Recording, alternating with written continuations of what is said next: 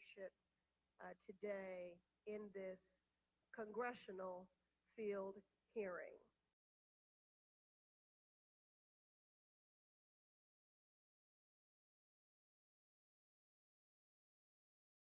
I worked actively to reassemble, not knowing what was on the horizon.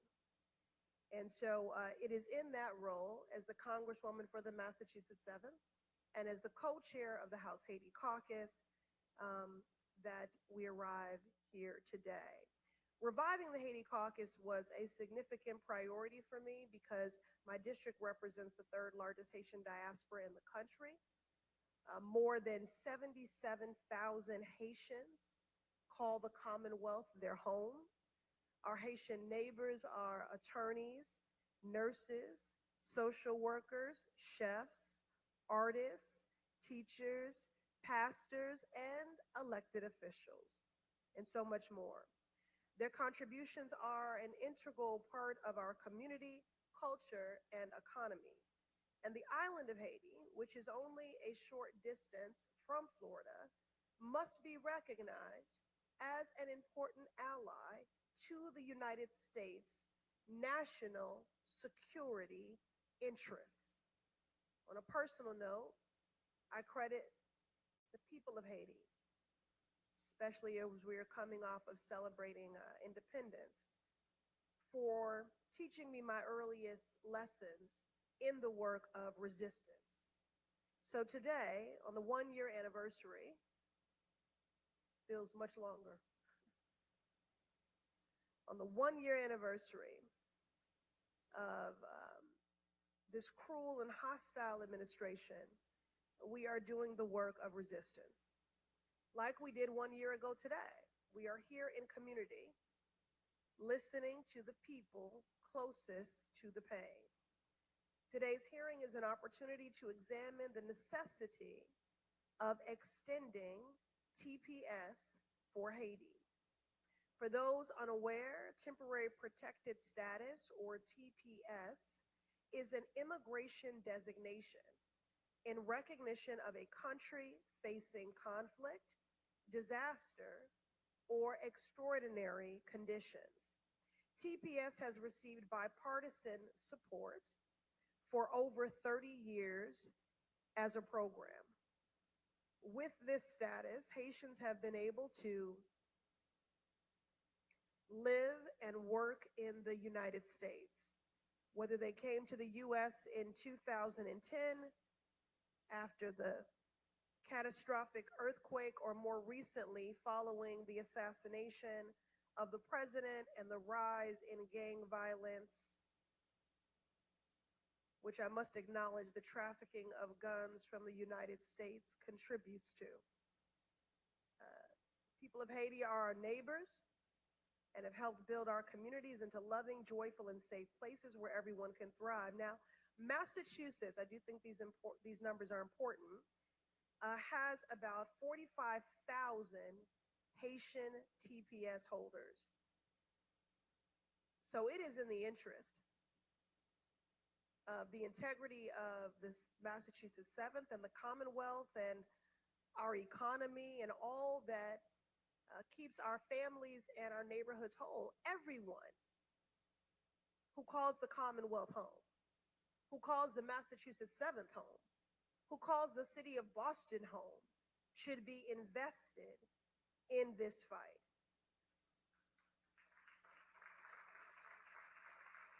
Lives and livelihoods are at risk. If Donald Trump and his anti-immigrant crusade are successful, more than 350,000 Haitian nationals will lose their legal status on February 3rd. I want everyone to know that this Congresswoman is fighting tooth and nail to stop this from happening. Since being elected to Congress, I've stood shoulder to shoulder with our immigrant neighbors. Together, we have helped immigrate new arrivals to the Commonwealth by making sure kids are enrolled in school, adults can find work, and families are healthy. In Washington, D.C., I've urged Democratic and Republican presidents alike,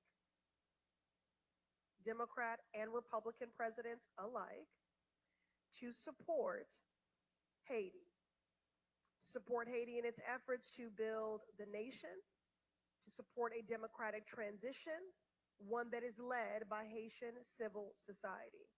And just this month, I voted to pass legislation to strengthen Haiti trade relations and to support its economy.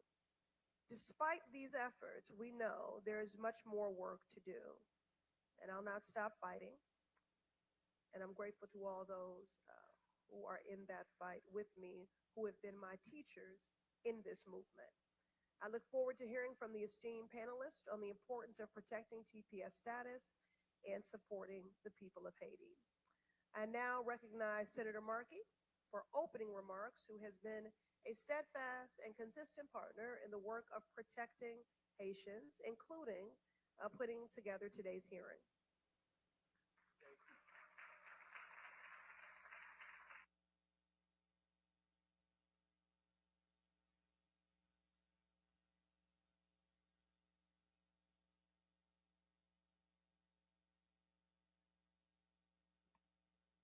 Thank you, Congresswoman Presley. I'm honored to join you here today for this important hearing, to stand with the Haitian community and stand up for Haitian temporary protected status of TPS. So we thank Congresswoman Presley for her partnership, not only today, but in the years-long fight to advocate for our Haitian and Haitian American communities.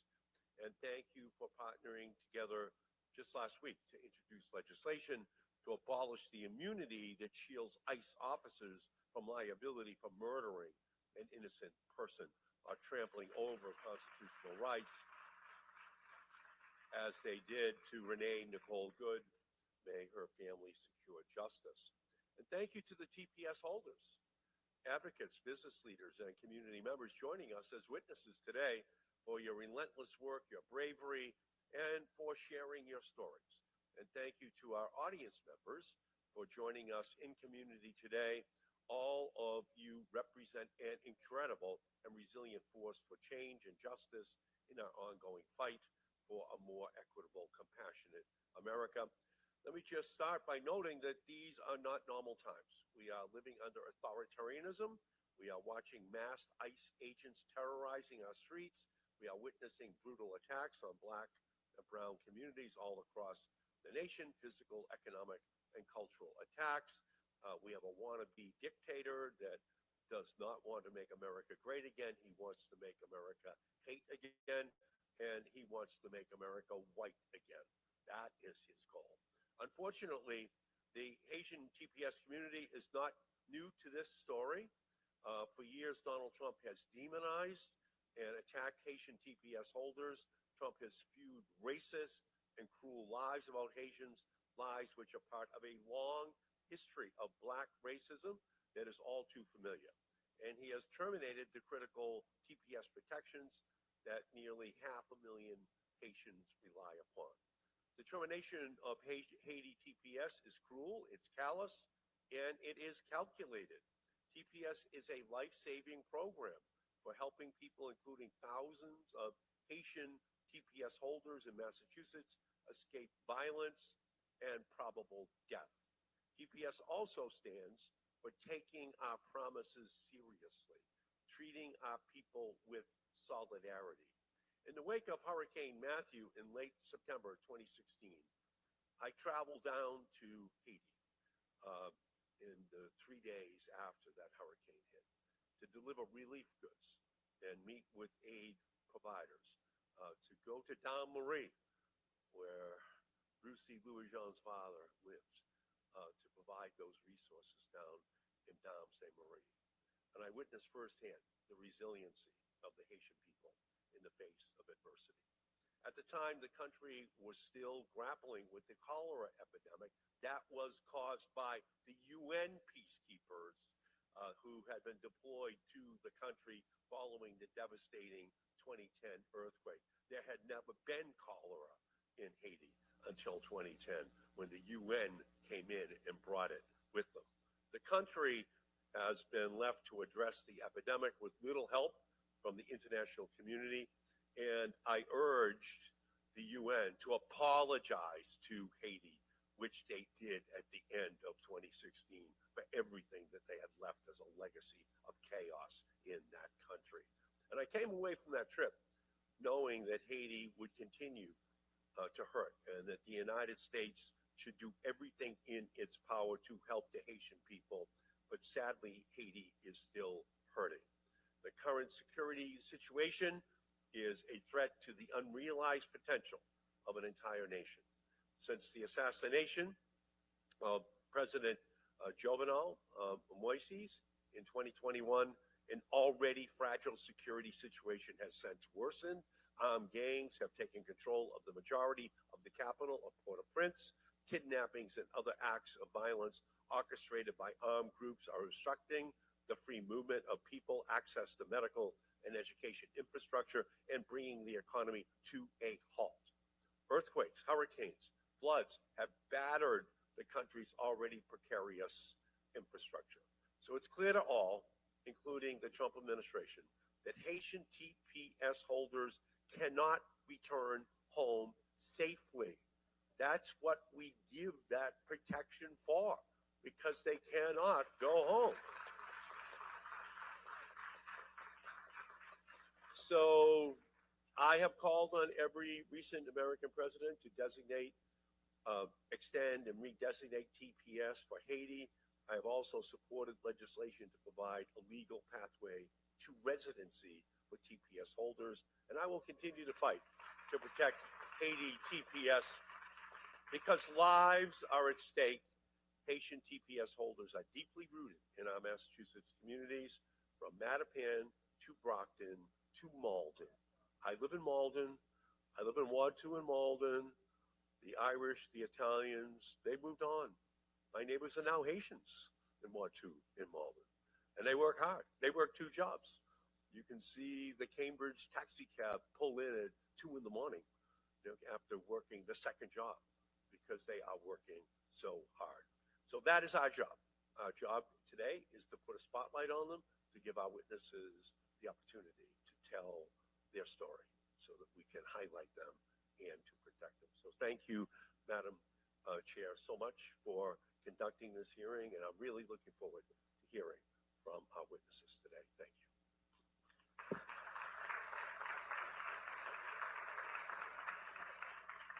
Again, thank you, Senator Markey, in your partnership in this convening today. We did invite the entire Massachusetts delegation to join us here today. And so I want to acknowledge and recognize Congressman Seth Moulton, who has accepted that invitation, and he'll be delivering remarks, opening remarks.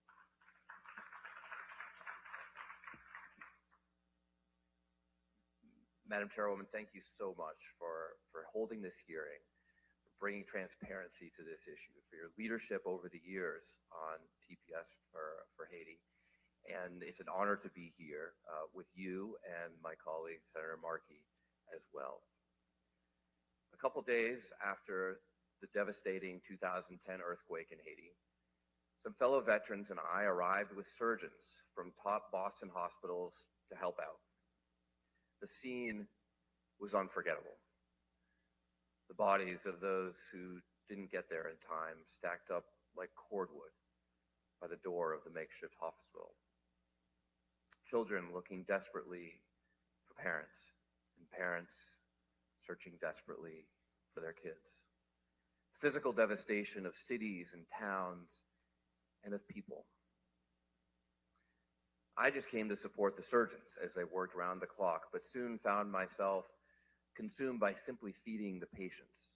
Everything was gone. Simply finding something to eat was suddenly harder than finding an orthopedist. What I witnessed in Haiti was the best of Boston, the best of Massachusetts, the best of America showing up to help those in need. The scene was both terribly sad and deeply inspiring. In return, Haitians who have come to Massachusetts have brought the best of Haiti to us. Their rich culture enriching our own. Their hard work caring for our elderly, just as we cared for their wounded.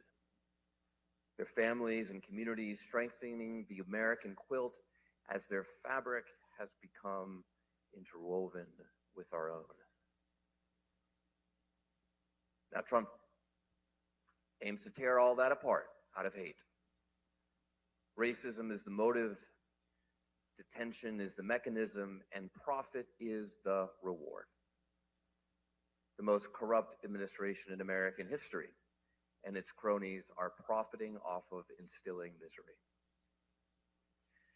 But in true American fashion, we aim to bring truth to light, and that's why I'm grateful for my colleague Ayanna Pressley's leadership on Haiti TPS, not just here this morning, but over the years, and for holding a hearing, opening government when Trump and Noem and Miller shut out the American people so that they can persecute with privilege, the privilege of hate and power unchecked.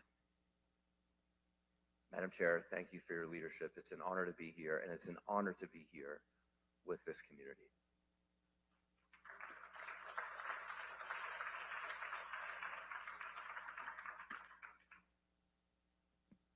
Thank you, Congressman. And before we get into our first panel, certainly as we are navigating the chaos and the dysfunction and the hostilities of Washington, we are so fortunate to have leaders on the municipal and state level standing in the gap. Please never take their leadership for granted. We certainly don't take their partnership for granted. And so I do want to acknowledge them and also the shoulders of which they stand. We have, it's important to note, history makers that are in the room, particularly when people are working actively to erase our contributions in our history. So I do want to acknowledge Marie St. Fleur.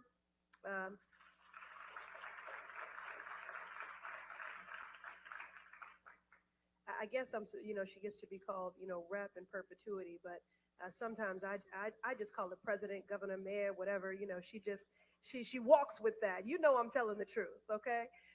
So thank you for joining us. And Linda Dorsina Forey, thank you, Linda, for being here. Senator and Rep. And again, Ruth C. Louisiane stands on the incredible shoulders of the two of you, the City Councilor. And we're very pleased to be joined by the Chelsea City Council President, Roberto Jimenez. This is a city that has truly been under siege. And so we are so grateful for your compassionate leadership and for your joining us here today. Okay, we will now move to our witness panels. As you all know, I practice the ethos that the people closest to the pain should be the closest to the power, driving and informing the policymaking, which brings us here today. So for our first panel, we will hear directly from Haitian TPS holders and organizations representing them here in Massachusetts. Now, I must concede, I erred in my high school tutelage in that I took Latin and not Haitian Creole. And so I ask your indulgence in my pronunciation of names, but I will certainly do my best here. So our first, we were going to hear from Bernice Jean, but it's my understanding that someone else will be here in their stead. Or Gerline Blamour? No? Okay. Well, then we'll start. We'll just start here with Davidson. Okay. Thank you, Davidson.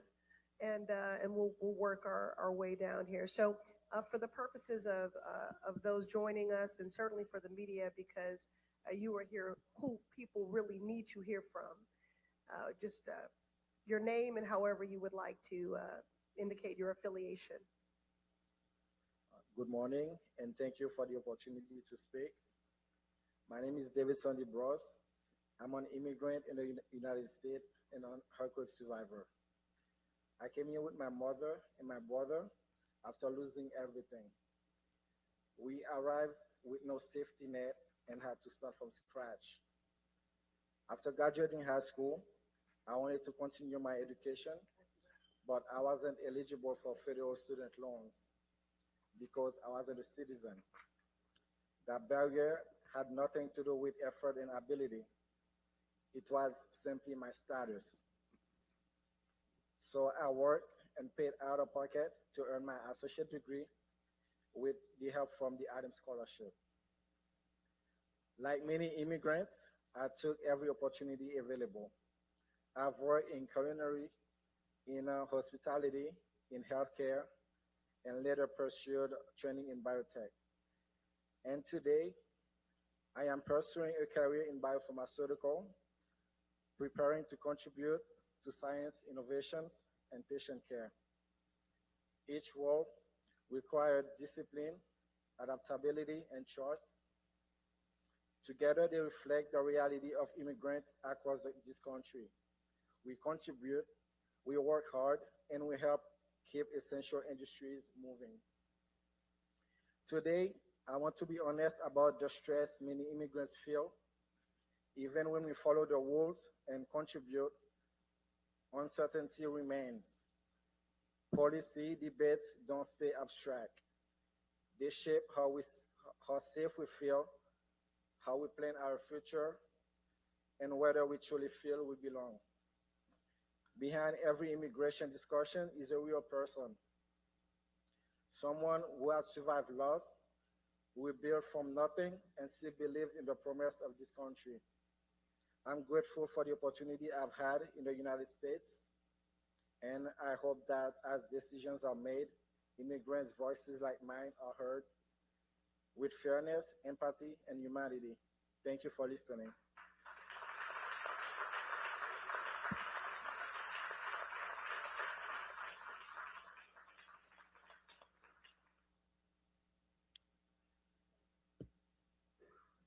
All right, thank you, Davidson. And I do just want to just acknowledge the bravery of every person that's here today, but especially our Haitian TPS holders for, in this forum, we thank you for your courage. We thank you for your transparency. We thank you for your testimony. Just in the interest of time, because I don't want to have to keep introducing each person, I'll just say everyone's name and then you'll hear from them in order, okay? So now we're going to hear from Jerome, who is a TPS holder and former Logan Airport worker with SEIU 32. All right, I'm just seeing if you're awake. And Jerome's testimony will be given by Franklin. So again, the next voice you will hear will be Jerome. Following Jerome, we will hear from Bruno, who is a TPS holder and bus driver. Following Jerome and Bruno, we will hear from Reverend Dr. Eno Mondesir on behalf of a Haitian TPS holder. Following the Reverend Dr. Eno Mondesir, we will hear from the Reverend Merlande Desroches on behalf of a Haiti TPS holder. Okay, so in that order, Jerome, we look forward to your testimony. Thank you, Congresswoman. Again, my name is Franklin Soltz. I'm with 32 BJ SEIU, and I'm proud to read the testimony of Jerome. Good morning, and thank you to Congresswoman Presley, to Senator Markey, to Congressman Moulton, and to my former union, 32 BJ, and all those supporting workers from Haiti with temporary protected status, like me. Last summer, I lost my job at Logan Airport because the process of getting an airport badge takes a long time, so our employers began to make changes long before. Until last summer, maybe 100 or more Haitians with TPS worked at Logan. Now, I believe most, if not all, have lost their jobs. For 2 years, I worked at a warehouse in Logan where I moved supplies to the airplanes and brought back dirty material. I had to work quickly, moving from one flight to another in the rain, cold, and heat. When you are a parent, you have a responsibility that you must take seriously. It is the most important thing in life for me. When I have work, it doesn't matter if I'm tired or not. I don't ask how long my job is going to take. It's a terrible shame for anyone when they cannot work and feed their family.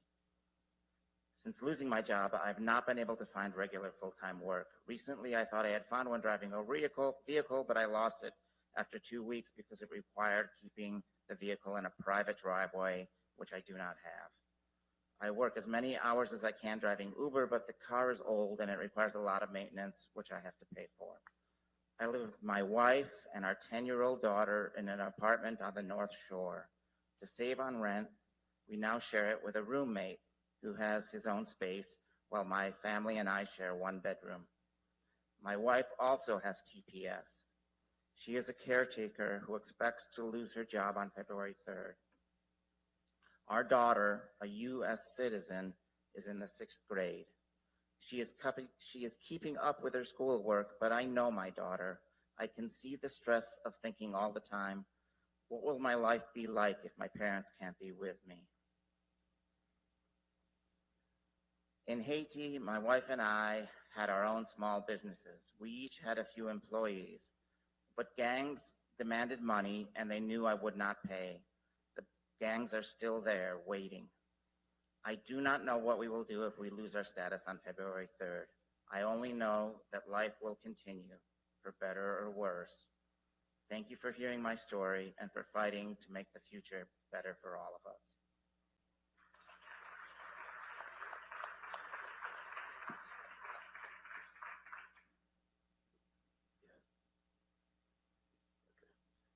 Good morning. My name is Bruno. I have been a recipient of TPS, Temporary Protect Status, TPS, since 2010. I'm married and together with my wife, we are raising 3 sons here in the United States. Our oldest son has graduated from college and our son is second and third years of college, and our youngest son is currently in high school. Our third son is a U.S. citizen, having grown up entirely in this country. I am a professional bus driver, and my wife Rod work in healthcare. We are both hard worker individuals who contribute daily to our community and to this nation. Since arriving in the United States after the devastating earthquake in Haiti, my wife has been terrified by work, faith, and family. I have grown nothing but honest labor, active participation in my church, and a deep commitment to provide for my wife and children. We are a respectful, law-abiding family who value the opportunities this country has given us. Before coming to the United States, I was a business owner in Haiti. I'm on and operate a grocery store that support my family and serve my community. Tragically, the 2010 earthquake destroyed everything and had built. My business was wiped out, my livelihood vanished, and my country was left in ruins. We are profoundly grateful to the United States for welcoming us during that time of crisis. This country gave us safety, stability, and a future. When we had none, my children have grown up, been educated here, and become part of the fabric of this society. This is their home. Today, we have nothing to return to in Haiti. The Port-au-Prince area where we once lived is now largely controlled by violent gangs. It is unsafe, unstable, and unlivable if TPS is not extended. My family and I have now here to go. Return to Haiti will mean return to danger, uncertainty, and devastation. Our life, our family root here in the United States, we have a mortgage to pay, car loan on my ability to continue working legally. My employer has already asked me to bring a new work permit before February 10th. Has left me devastated, anxious, and deprived, worried about the future of my family. I love this country with open its door to me when I have lost everything. I had worked hard, raised my children with strong value, and contribute positively to society. I respectfully ask that my situation and those of naming my family like mine be taken seriously, and then TPS will not only affect me, it will tear apart a family that has built in life, dream, and future here in the United States. Thank you. Thank you, Bruno. And again, we're here to actively listen and to learn. What you're sharing is so essential in this fight with this deadline quickly approaching. I do want to draw to everyone's attention. There is a timer here. We're going to do our best to honor it. So I just wanted to bring that to everyone's attention. Okay. All right. Don't worry. I won't be too heavy-handed. Me of all people. Okay. Thank you. Thank you. Thank you, Doctor. Well, first, let me say thank you to Senator Markey for being here, Congresswoman Presley, whom I share my birthday with, which is basically February 3rd, that day that TPS is due to be eliminated, and Senator Congressman Moulton. I'm going to be using two of my hats to make a pitch, and that will refer to one of the pastors that I have at the Haitian Baptist Church with me. That arrived to the US about 2 years ago with TPS. But back home, she was not only a minister, she went to seminary. She was also, she studied law and was practicing law in Haiti. But when the situation started getting out of hand, she had no choice but to flee with her relatives. And so since she arrived here, I became acquainted with her. And so she became one of the pastors that helped me in the church. And as I have assigned them the task on a particular Sunday, I am reminded that somewhere around October and November, she was due to speak or to bring the sermon that Sunday, and our church works in the afternoon. So at 6 a.m., I look at my phone and I had a text. And the text came from her to inform me that she is very apprehensive and anxious and fearful because the rumors are that ICE may infest the community, and being afraid to come out, she texted me to say, I don't feel safe to come out. And so therefore I understood, I prayed with her, and I did what I needed to do as a pastor. But that did not stop her. Subsequent Sundays, She made it to the church. And in fact, this past Sunday, she also delivered a sermon for us. I say this to say that TPS elimination has brought trouble to the community. And if I put my second hat on top of the first one, the clergy, I'll add on it, being a public health official for one of the 14 largest municipalities in the state of Massachusetts, I understand full well the impact of the social determinants of health. So when someone tells you that he or she is afraid,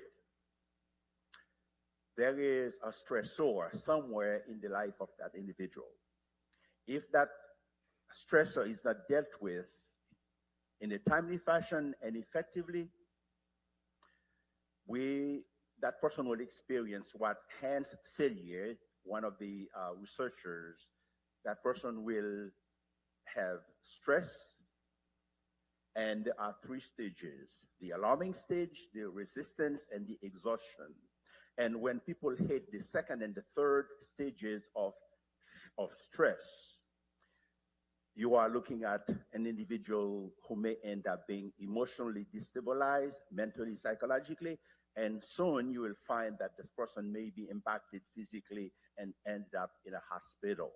And so, therefore, the decision of President Trump to not to renew TPS is a horrific blow to the community, to the Haitian community, to Haitians, to Haitian Americans. And so, therefore, I am here to emphasize the need to gather together so that we can push that message. For those of you who are of faith in this room here, I'm glad that you're here, but there are many others who should be here who are not here. But I'll make this speech.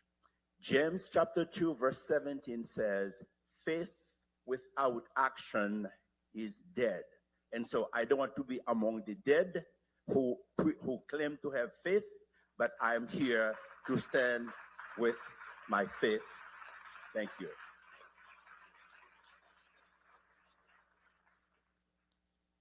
Well, given those who weaponize their faith, very much appreciate that. And now we'll hear from another incredible faith leader. Thank you, Reverend. Good morning, and thank you to our Massachusetts delegation for bringing us here today and organizing this hearing. In Matthew 25:35, Jesus said, "For I was hungry, and you gave me something to eat. I was thirsty, and you gave me something to drink. I was a stranger, and you invited me in." It's in this context that I am here today. I accepted this invitation to be part of those who invite in the stranger. And I'm glad to see my mentor here in this room today, former Rep. Suffler. Thank you for being here and continuing the fight with us. And so I'm here today to echo the voices of both the hundreds of American senior citizens in the city of Everett and the greater Boston of all races who are receiving much needed home health aid assistance from TPS holders.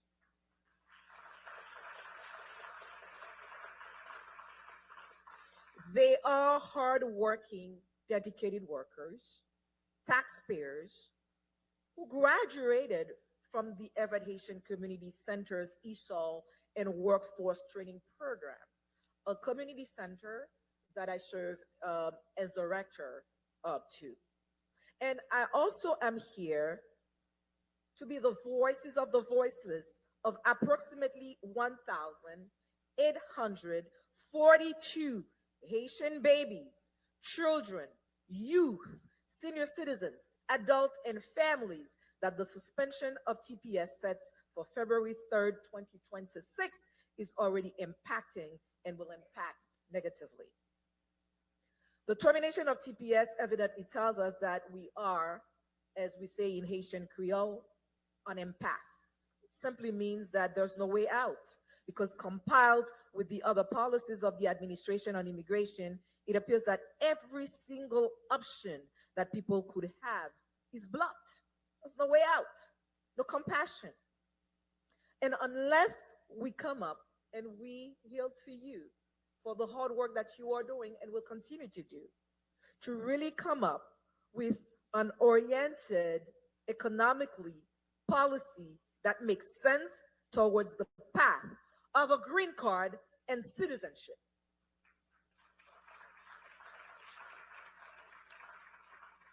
And so clearly we said it creates a domino effect, this pending decision, because it's not just, as I said before, an impact on those who hold TPS, but also of Americans that those TPS holders serve, especially in the healthcare system. The TPS holders and other immigrants make up approximately 21% of nurse aides and 30% of cleaning and maintenance staff in these facilities. This contribution is crucial as many nursing homes rely heavily on foreign-born workers to maintain operations and provide quality care in the city of Everett that I serve and the greater Boston. And so as I would like to close today and say, this is not something recent or new. I do recall 8 years ago being invited on a panel at Emerson College. As a matter of fact, a former Senator Tory and some journalists were on that panel in 2018 under this administration, talking about that same thing, the same fear and the same impact of TPS. It's a perpetual persecution, and we count on you, and we ask that the persecution stops. Thank you.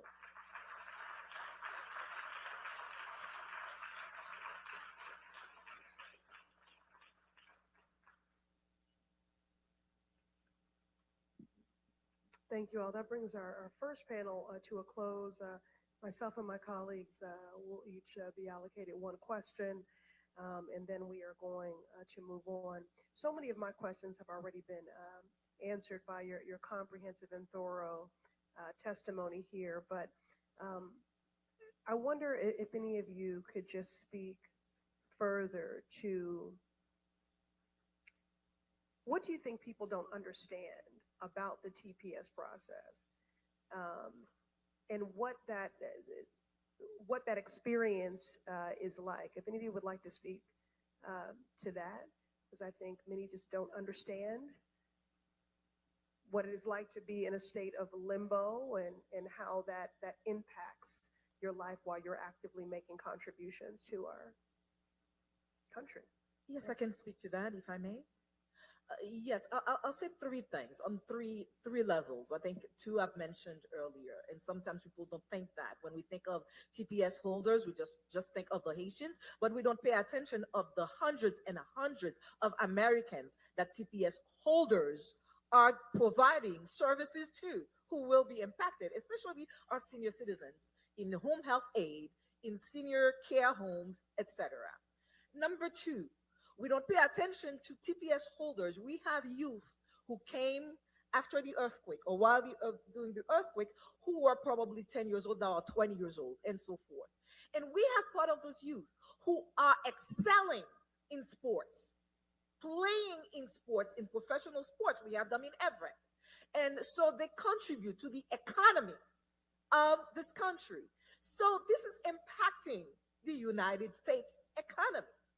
And now, of course, now let's talk about the TPS holders themselves. Another part that people are not talking about. Some, for the past 15 years, working hard, paying taxes, have made not only this a home, but have purchased homes in this country and have settled. Our youth in colleges, our youth who are now lawyers, engineers, etc. They have been embedded in the faith, in the culture of this country. So it seems to me the same thing. And I would say also this is a country that believes in Christian values, just like the Jews who are exiled in Babylon, the best of the very best. Before even the King Ahasuerus decided to turn them back to their land, he made sure that the security of their land was secure. He made sure that they could rebuild the temple, that they had enough money, that they had what they needed. So at this point right now, what people don't know, that partly our adopted country, the United States, has been keeping our land, the Haitian land in Haiti, in insecurity. And you are deciding to send them back in a place that you have held, in essence, in total disaster.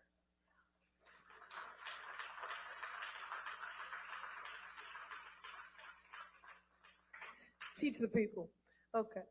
Thank you for that truth-telling moment. That historic contextualizing is so essential, and that real-life impact. Thank you so much. And so now we'll hear from Senator Markey for one question, and then Congressman Moulton, and then we will transition to our next panel. Thank you all. Thank you so much, and thank you Franklin and Bruno Davidson for being here. Thank you for telling your personal stories, because you are the workers. You are the people out there. You're the home health care workers. You're the restaurant workers. You're the people who actually make our society work. And we thank you for that. And our workers are the tapestry of our country. And that's what you are a part of. And it's why Florida Congresswoman Sheila Shafillis McCormick and Congresswoman Presley and I led 89 of our colleagues in submitting legal arguments in the Haiti TPS case in the Federal District Court in Washington, D.C. We asked the court to pause the termination of Haiti TPS and highlighted the immeasurable contributions of the Haiti TPS community, because it would be an abdication of American responsibility to all of you and the tens of thousands of others who are going to who will be forced to go home and face harm.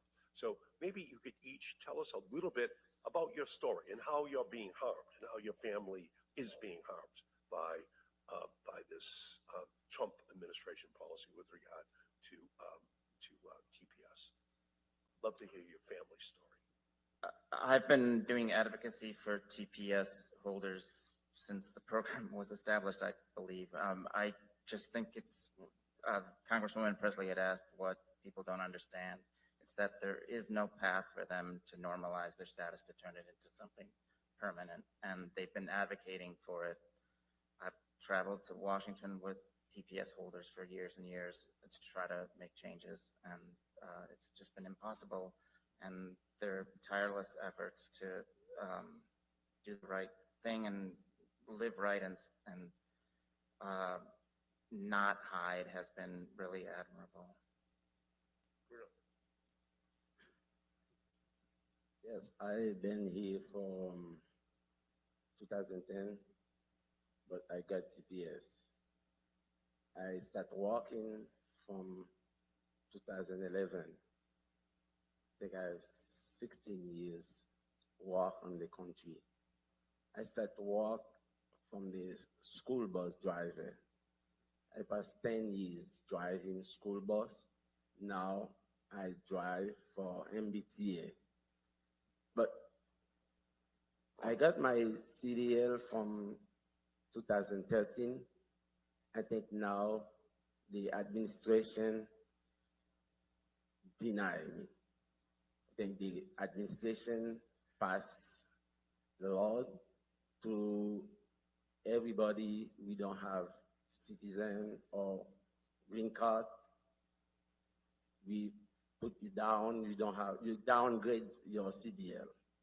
But this is the bad problem for me, because I'm already have mortgage to pay, and then car loan, And February 3rd, I don't have job anymore. But I think I work hard. I'm going to school to get my CDL. But for nothing, this guy put everybody down. But I don't know how the Congress try to do if I get back my CDL.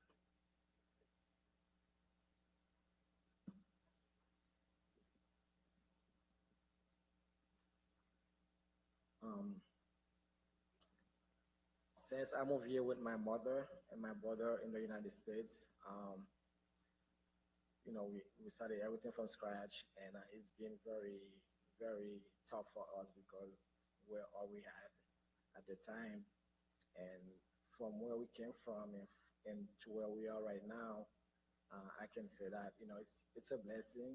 And also, it's very, very stressful right now for us because, we have a mortgage that needs to be paid. We don't know what's going to happen after. And, we don't know what's going to happen with the employment. And even though I went to school for business, I went to school for culinary, and now I'm pursuing my biopharmaceutical at MCPHS. And I'm not sure how it's gonna end. And as of today, I'm trying my best not to think about it and just focus on school as much as I can, and until maybe a final decision is made. Thank you all. And as we transition to Congressman Moulton, I thank you, Senator, for your question, because it's important that people understand we're talking about individuals that are a part of families, that are a part of whole communities. And so there is a residual impact. And the Reverend Dr. Mondesir, I thank you for speaking to the psychological toll and impact of this, because the trauma of all of this is often lost. I do want to acknowledge that we've been joined by two more colleagues on the state level. State Representative Brandy Fluker Oakley, thank you so much for joining us. Oh, I'm sorry. Read. All right. Yes, praise God for marriage and unions. Okay. She said, get the name right, Congresswoman. Okay. And State Senator Nick Collins, thank you for joining us. And now, Congressman Moulton, for your question before we transition to the next panel. Thank you. Thank you, Madam Chair.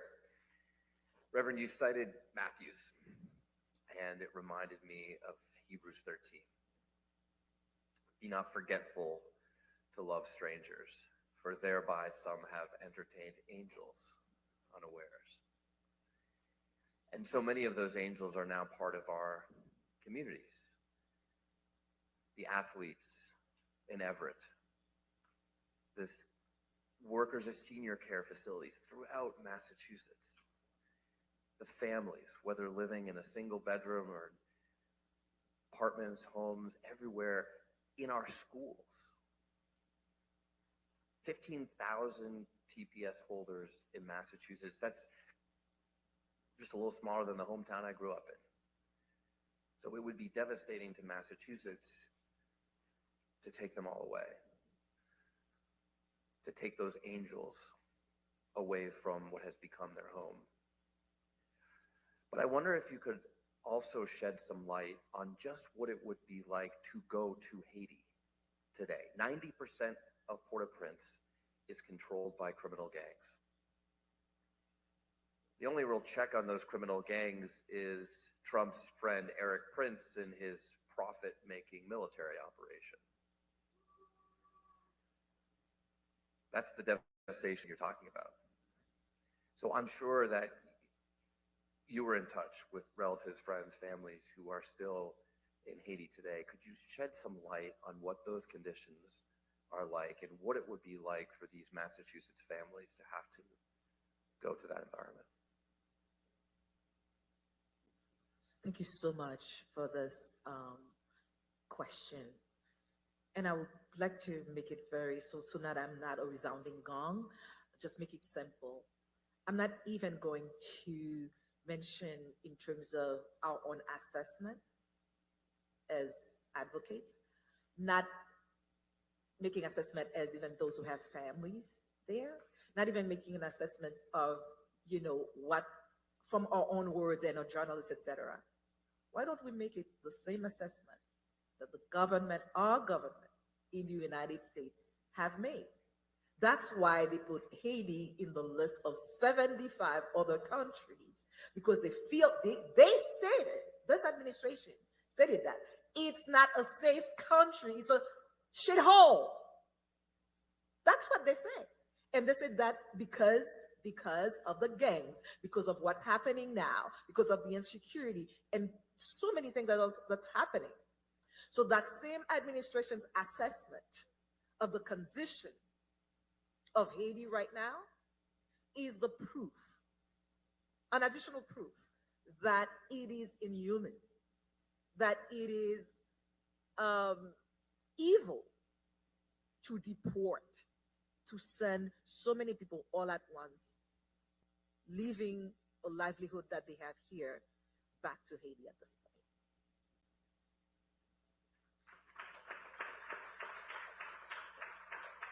Let me add a few things on what Reverend Darosi has mentioned.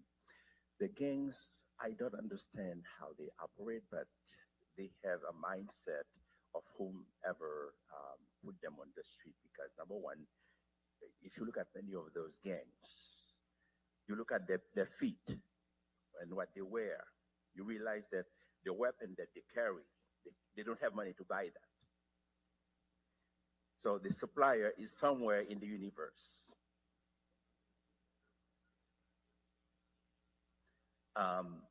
Secondly, they destroy many hospitals, health centers, so that people cannot freely go to find care that they need.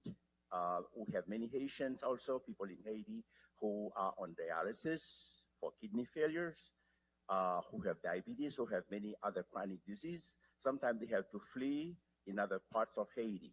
But guess what?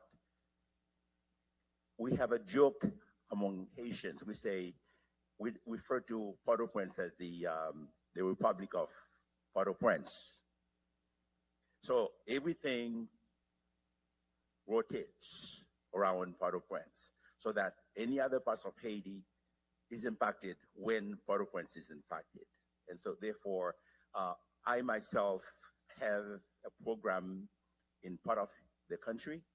We have difficulty bringing medicines to that part of Haiti because there is no road to travel. The last time the team is here in Massachusetts. We have a 501c3. The last time we traveled to Haiti was 2019. We had a trip scheduled for March 14, 2020.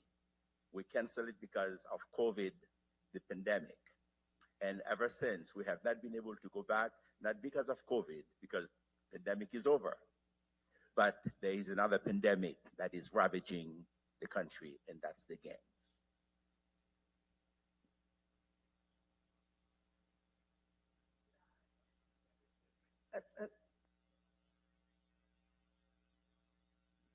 And just also to say this, in this great land of the United States, the most powerful country,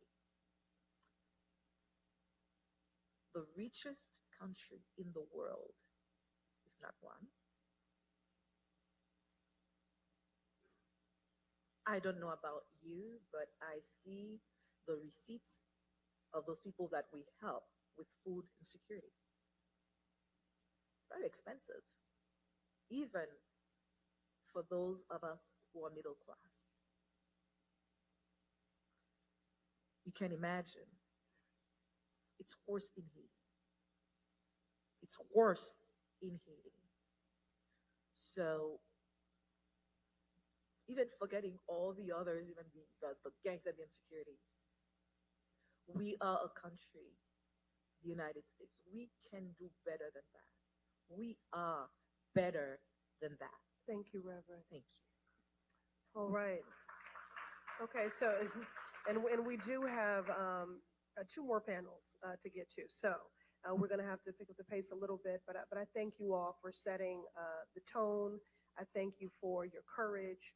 I thank you for your truth telling.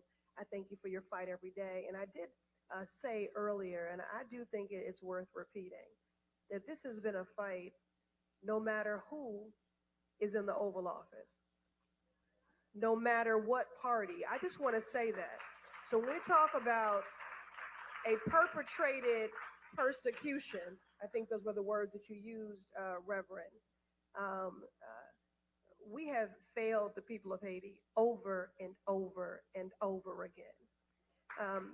Okay, so we just in that truth telling, you know, we can't. We just have to acknowledge the colonialism and U.S. foreign policy and the guns being trafficked from the U.S. And this is what is this? 700? How many miles is Florida from Haiti? I mean, so from our, it's in our interest. 600 miles. So this is in our national security interest. It is in our economic interest.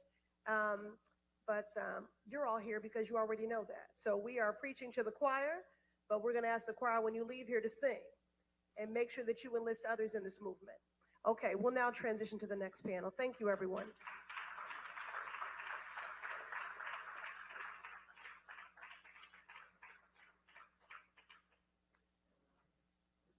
All right, so in the interest of time, we will forego the reading of biographies. Just know that these are some very impressive, good people.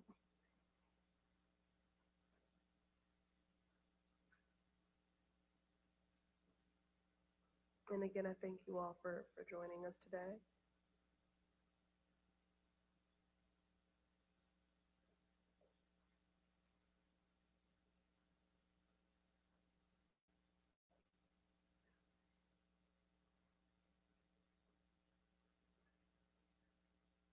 Okay. Fine, everyone take your position. There is a timer here. We will try to treat it as more than a mere suggestion. And I'm saying that to myself as well. And the order with which we will hear from our esteemed panel, we'll first hear from Doris Reyna. We'll then hear from Elizabeth Sweet. Okay, so everyone pay attention to your order here. Okay, so Doris, Elizabeth, Brian, Dr. Sherman, Vlandy, and Denise. And again, before you speak, if you would just like to quickly say your affiliation and title since everyone can't see it. And again, thank you for joining us. So first we'll hear from Doris, Salvadorian TPS holder. Thank you. Thank you for the opportunity to be here today. My name is Doris Rendaverde. I'm TPS holder from El Salvador, and I am a mother. I have lived in the United States for more than 25 years, a country I proud call home. I'm the coordinator of the National TPS Alliance and the Mass TPS Committee here in Massachusetts. For more than 8 years, we are working tirelessly to keep families together and save TPS. The National TPS Alliance, we was founded in 2017 during the first Trump administration, when TPS termination began, not just from El Salvador, but countries like Haiti. In response to that threat, the TPS community organized a national way with the support of Carecen LA and Dillon, with two clear goals: defend TPS and fighting for a pathway to permanent residency.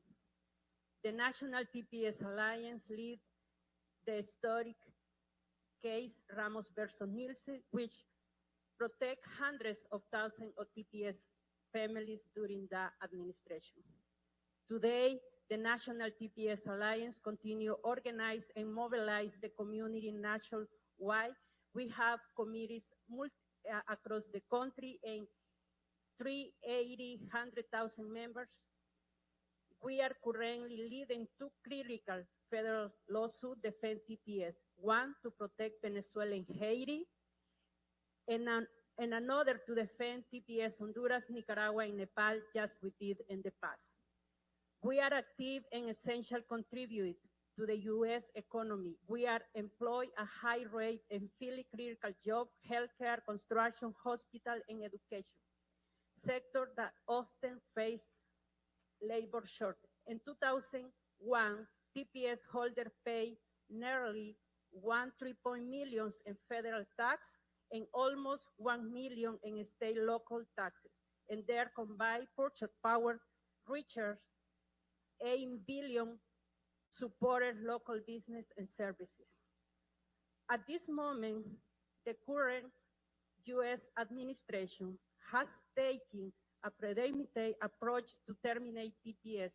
More than 1 million TPS holders have already lost a stand or lost their legal and work authorization during the termination of TPS designation. A move that will strip protection from many long-term contributes to our community. We have already seen termination of protection of Venezuela, Haiti, Honduras, Nicaragua, Nepal, Sudan, and Cameroon, and others, despite legal challenges asserting that many of those terminations are awful. This is the moment of the Congress and Senate to act and protect TPS families. The human consequences already devastate our community. We are having seen deportation of Venezuela community members and heartbreaking deaths ties to the lost TPS. A Honduran TPS man died in the immigration detention last January 4. And here in Massachusetts, a woman died after lost her TPS protection and could not continue her cancer treatment because she lost her health care protection during the TPS cancellation. With the termination of the protection for the Haitian community set up of February 3rd, 2026, we are warning everyone of a humanitarian and economic crisis will create. More than 1 million people will be left unprotected, impact not only TPS families, but also establish of the economy in this country. Our lives are not temporary. We are parents, workers, and caregivers who have built our life here in decades. Every delay, every termination costs real life. Congress must act now, not next year, not after other crises. Protect our families, provide a permanent solution. We urge you to act now. Our families can't wait any longer. No allow more lives to get lost and more families to be destroyed. Thank you so much.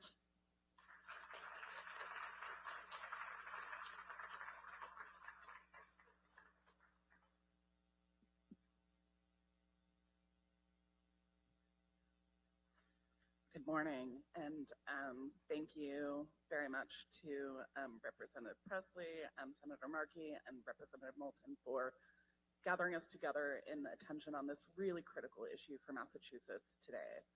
My name is Elizabeth Sweet. I'm the Executive Director of the MIRA Coalition.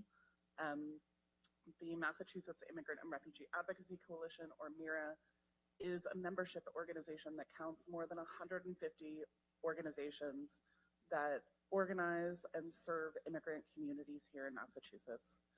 And for our entire membership, we are facing truly a crisis moment as we face the likely and arbitrary ending of temporary protected status for Haitians.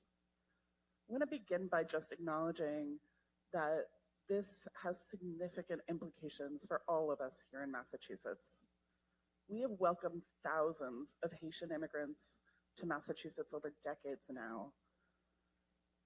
individuals and families who have now built their lives here, attending our schools, working as nurses, home aides, and doctors, and in so many other key sectors in our economy, opening businesses, and just participating widely in our communities. This arbitrary ending of temporary protected status is going to destabilize so many members of the Haitian community, but also all of us, as our lives are all intertwined now with our neighbors and community members. I want to specifically take my time to speak to some of the legal issues, and to give a little bit of context, in late 2024, my organization, the MIRA Coalition, worked with a huge coalition of nonprofit organizations, of volunteer attorneys, of legal service agencies, of Massachusetts state partners, and so many other organizations and individuals to help as many Haitians as possible apply for and secure temporary protected status. Why did we do that? Because we believe absolutely, first, that as others have said, the kind of conditions in Haiti are such that are the kind of situation that TPS was made for. But more because we recognize that our new neighbors are here to contribute. They're here to contribute. They want to work. Haitians are incredibly hardworking folks who want to be a part of our workforce. And by securing TPS status, individuals secured a work permit that allowed them then to get jobs and become a part of the many parts of our workforce that others have also mentioned, where Haitians are contributing so much. Now, of course, we face a situation where tens of thousands of Haitian TPS holders have been scrambling to identify whether they have other legal options available to them. And it's truly greatly overburdening the legal service agencies who simply don't have the capacity. The capacity that was required, which was truly an extraordinary effort to help so many Haitian individuals achieve TPS, is a small fraction of the kind of effort that is needed for individuals to achieve asylum status. Very briefly, I want to lift up the issue that for even those individuals who are eligible for asylum, if they file an asylum application before the end of their TPS status, they will face a period without a work permit. And that is even for individuals who are fully eligible. That kind of gap in status truly benefits no one. It means that individuals will be forced to stop working and instead depend on help from overburdened community organizations and sometimes the state. So for all these and so many other reasons, we want to join with the voices to call on Congress to act to address this situation. Thank you. Thank you. Thank you.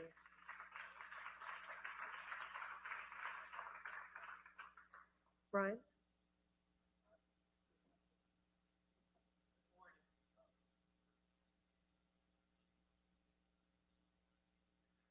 Bonjour tout le monde. I'm grateful to Representative Presley and Senator Markey for inviting me to this briefing to talk about country conditions in Haiti. My name is Brian Concannon. I'm the Executive Director of the Institute for Justice and Democracy in Haiti. And I'd also like to thank Representative Presley and Senator Markey for their years of leadership on supporting the rights of Haitians both in Haiti and in the United States. And when Senator Markey was talking about his visit to Haiti 10 years ago, it reminded me that part of what he did was bring back information that was used to prove the need for an extension of TPS at that time. And what we're seeing now, it was justified in 2016. What we're seeing now was unimaginable to any of us in 2016. And so, of course, it's hundreds of times more justified. I'm grateful to be invited to this discussion, but I'm also dismayed. I'm dismayed that you even need to have someone coming up here to explain that country conditions in Haiti are not safe for people to return to. We all know that it is not safe for Haitians to return to Haiti. Many of us are hearing from our family, from our friends, and from our colleagues in Haiti of the kind of stresses they're under that truly, to me, is unimaginable. I just can't understand how anybody can function under that. And I can't understand how anybody could send people to be faced with those conditions. Gangs control 90% of Port-au-Prince and large areas elsewhere. The country has the highest murder rate in the world and increasing malnutrition that's only seen in sub-Saharan Africa. Last March, Senator Markey, Representative Presley, and Representative Moulton, they wrote to Secretary Noem of the Department of Homeland Security to explain how bad the conditions were. And as they said, quote, the overwhelming evidence is that Haiti remains an unsafe place for anyone to return to.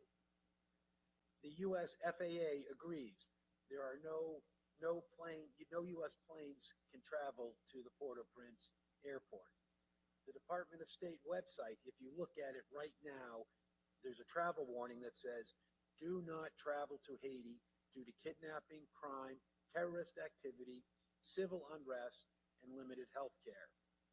There's more, but it concludes, do not travel to Haiti for any reason. The Department of Homeland Security itself, in a Federal Register notice that was posted on November 28, 2025, acknowledged that 1.3 million people, 12% of Haiti's population, are internally displaced by gang violence. The DHS also noted that U.S. Ambassador to the UN, Mike Waltz, stated that, quote, we have gangs that are terrorizing communities, extorting families, recruiting children to commit horrors on behalf of the gang leaders.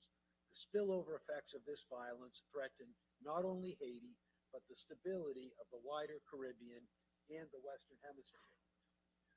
Despite this, in the very same November 28 Federal Register, DHS claimed that, quote, there are no extraordinary and temporary conditions in Haiti that prevent Haitians from returning in safety. And they announced the termination of TPS again.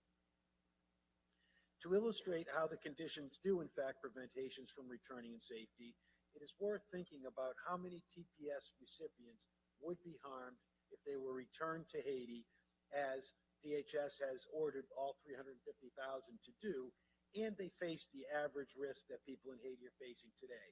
And there's certainly reason to believe that you sending people back with no jobs and no homes, they're going to face more than the average risk.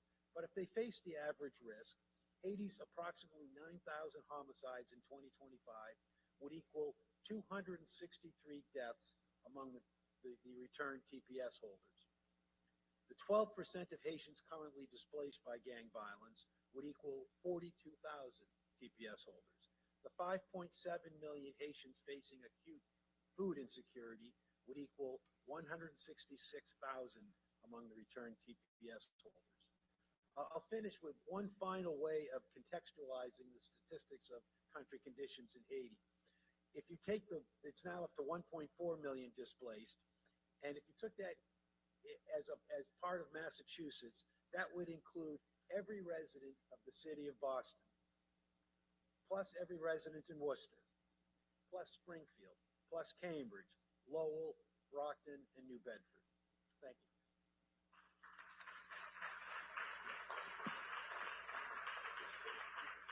Before we transition, I did want to acknowledge another colleague on the municipal level, the Massachusetts 7th, Councilor Hines from Chelsea, has joined us, and we thank you for your engagement today. Okay. And now we'll hear from Dr. Sherman. Morning. Thank you so much, Congresswoman Presley, Senator Markey, and Congressman Moulton for inviting me to be here today for this very important hearing. My name is Alyssa Sherman. I'm president of Leading Age Massachusetts, a statewide association of not-for-profit providers of housing, healthcare, and services for older adults, including nursing homes, assisted living, senior housing, and other community-based service providers. Our member organizations support more than 30,000 older adults in the Commonwealth each day. They're governed by volunteer boards. Many of our members have been serving their communities for well over 100 years. So I'm here today to speak about the critical role immigrants and Haitians in particular play in the aging services workforce in Massachusetts. We've heard a bit already. And our deep concern about the consequences recent changes in immigration policy, including termination of TPS, will have on access to care for some of our most vulnerable residents. America is in the midst of a demographic crisis. Our older adult population is growing rapidly. Here in Massachusetts, individuals aged 65 and older make up 17% of the population. The population aged 75 and older is expected to double by 2040. And a growing number live with multiple chronic health conditions and require hands-on assistance with daily living. At the same time, the pool of available workers is shrinking. Providers of aging services already face severe workforce shortages as demand for care continues to rise. This widening gap between the need for services and available workers is already limiting access to essential care. One example, many hospitals report being unable to discharge patients to skilled nursing facilities or back home with home care due to staffing shortages. In Massachusetts, immigrants comprise nearly 40% of direct care workers, including home health aides and certified nursing assistants. These workers are the backbone of our aging services system, providing skilled, compassionate, and essential care. Given these realities, immigration policy should be viewed as a critical component of a workforce strategy designed to address labor shortages. Federal policy should prioritize stability for legally authorized workers and create expanded opportunities for lawful entry into essential roles. Aging service providers are not looking to replace U.S.-born workers. They're trying to fill persistent gaps so they can continue to meet growing care needs. As we've heard, more than 300,000 Haitian TPS holders are at risk of losing their legal status and ability to work as of February 3rd. Haitian immigrants make up a significant portion of the healthcare workforce in the Boston area and are critical to staffing nursing homes, assisted living, home health agencies, and other aging services organizations. Some of our member communities anticipate losing up to 10% and even more of their workforce if TPS expires, an impact that would be immediate and far-reaching. These are valued, dedicated employees and community members. Many worked heroically throughout the COVID pandemic, showing up day after day when others left the field, and served as a lifeline for residents when families could not be present. Ending TPS would further erode the long-term care workforce at a moment when demand for services is growing and staffing capacity is already stretched thin, placing older adults and their families at unnecessary risk of losing access to critical care. Thank you. All right. And then now we'll hear from, is Blandy here? Oh, no, Denise. Okay. All right. Thank you.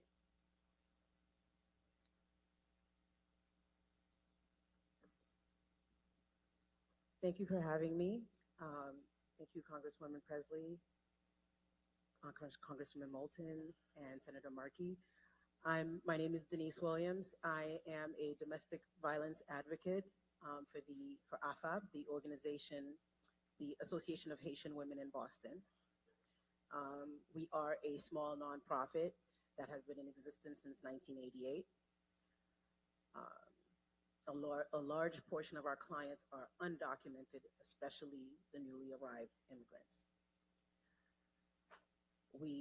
Most of our work is domestic violence advocacy, prevention, and awareness.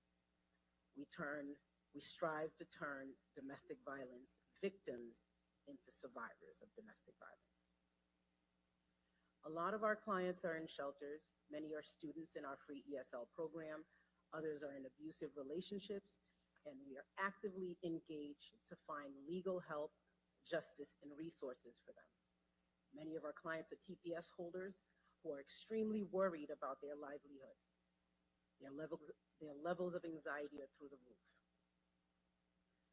And as was stated by many on this panel and the previous panel, they came here and contributed. They continue to contribute. As was said, they wasted no time. Many took CNA, home health aid courses. They're in our financial literacy programs. You can see them in downtown at JVS taking classes.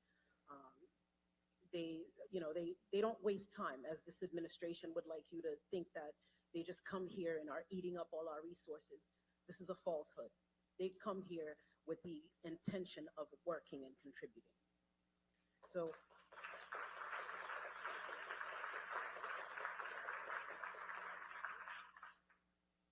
our clients are trying to do all the right things, but are met with obstacles at every turn. I have one client in particular that I remember recently. I called to check up on her, a domestic violence survivor.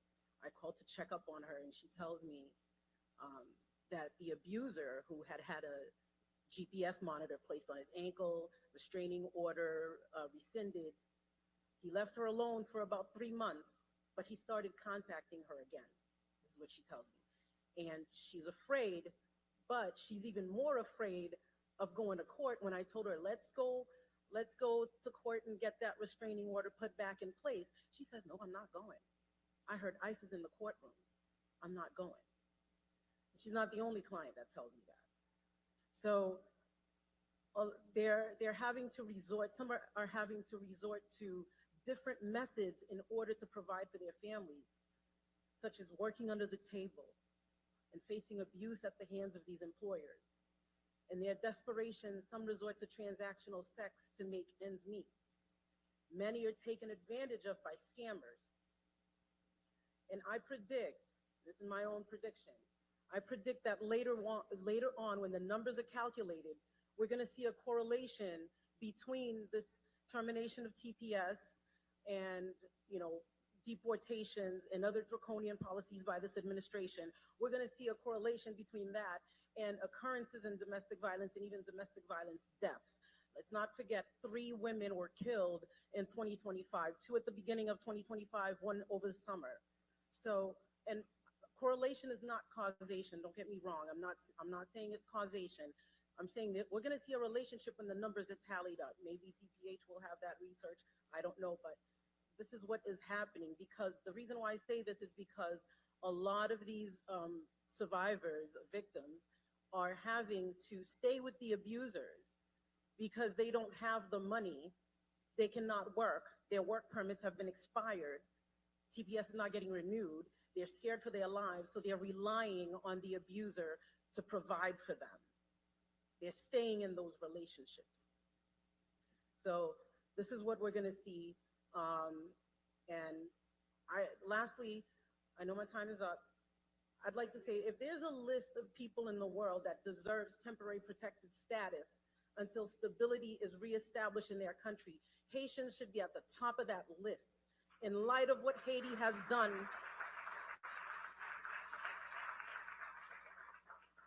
this is in light of what Haiti has done for the world historically.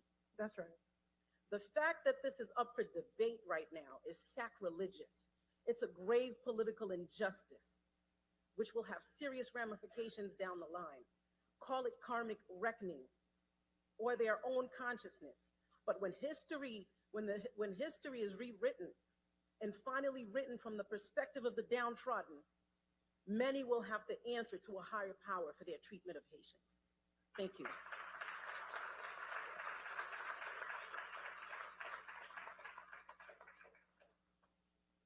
Well, we're in a church, and so you're having church. We thank all of you for your expert testimony. I do want to say specifically to the letter that we all were signatories on, and Secretary Noem saying that there were no extraordinary conditions. She is as incompetent as she is cruel and clueless. She is dangerous, and she needs to resign or be impeached.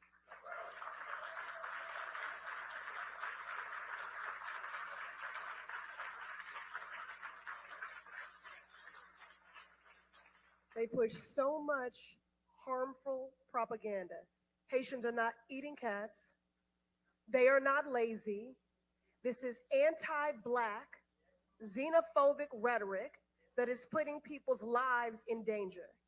And I do want to say with our panel, and the third one will be hearing from the business community, that as much as I want us to give honor and praise and recognition to the labor of Haitians, your lives matter because they matter, period. So we are grateful for your labor, but we give a damn about your lives. And you are deserving. What the hell is temporary about people who've been here 15, 20 years, contributing to our community, our culture, and our economy and our tax base? But I digress. I actually I'll cede my time. Brian, what I wanted from you, I won't ask a question because I want my colleagues to be able to get something in. But Brian, what I wanted to ask of you is that final line in your testimony, because I want to speak to scale of impact. When you were saying it was the equivalent of, could you just speak to that? The Worcester Springfield. Okay, that sentence, could you just, okay, just do the last. Can you just read it, that last? Yeah. I think it's an important point. Because I don't think people have a sense of scale, really, when we are throwing those numbers out. Did you find it?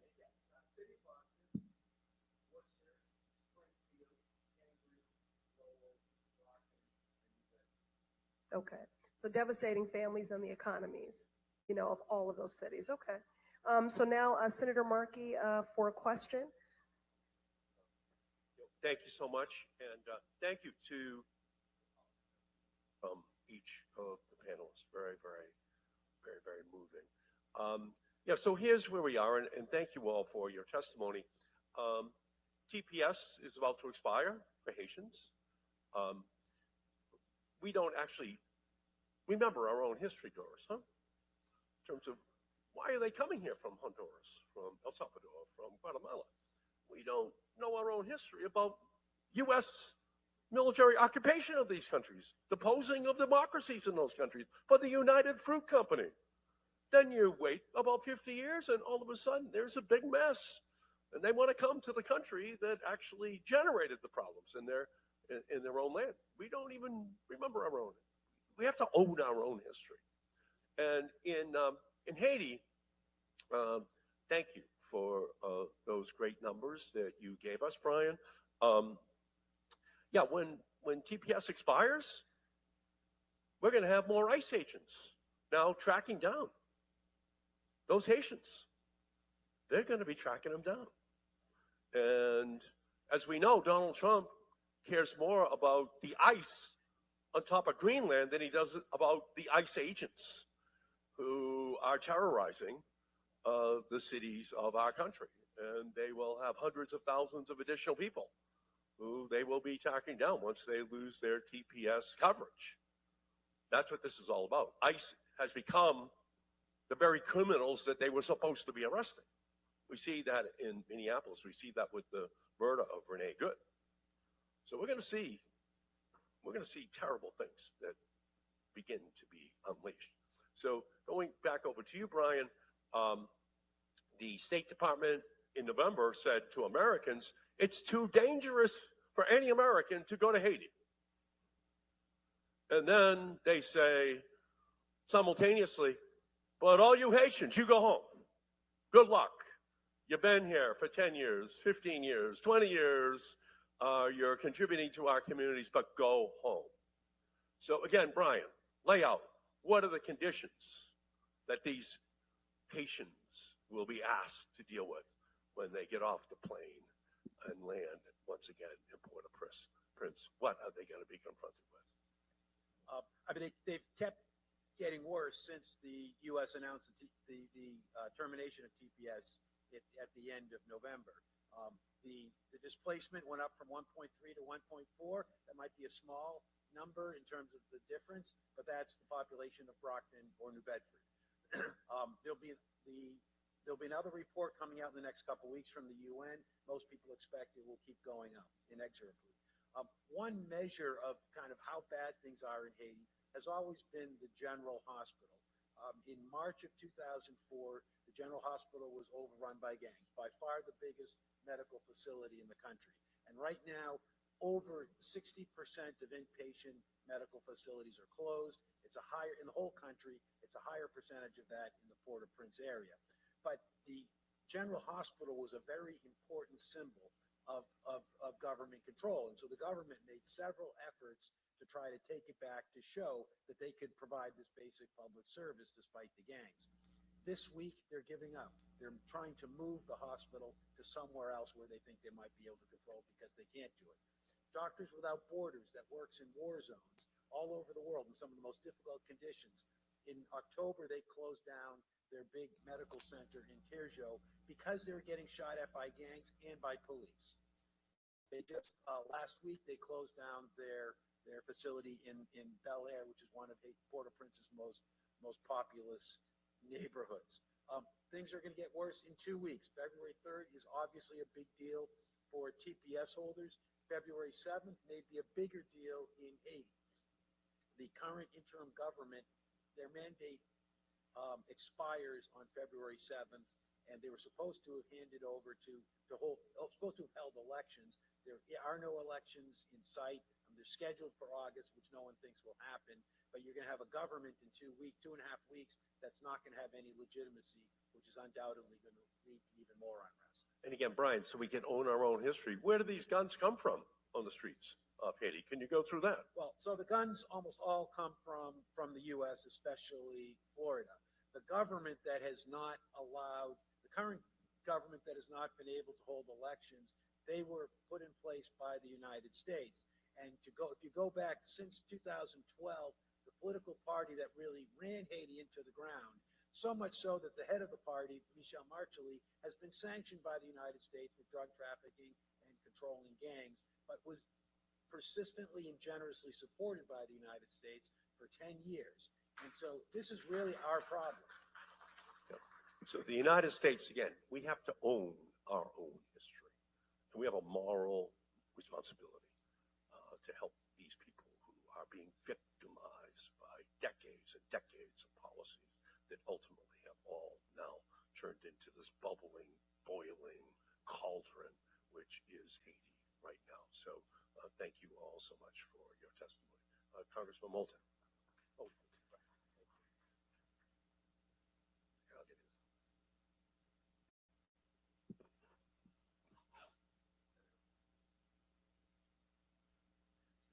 Senator, thank you very much. That history is so important for us to not only remember, but as you said, to own. And Brian, thank you very much for, again, going through just the real devastating human consequences of TPS holders going to Haiti.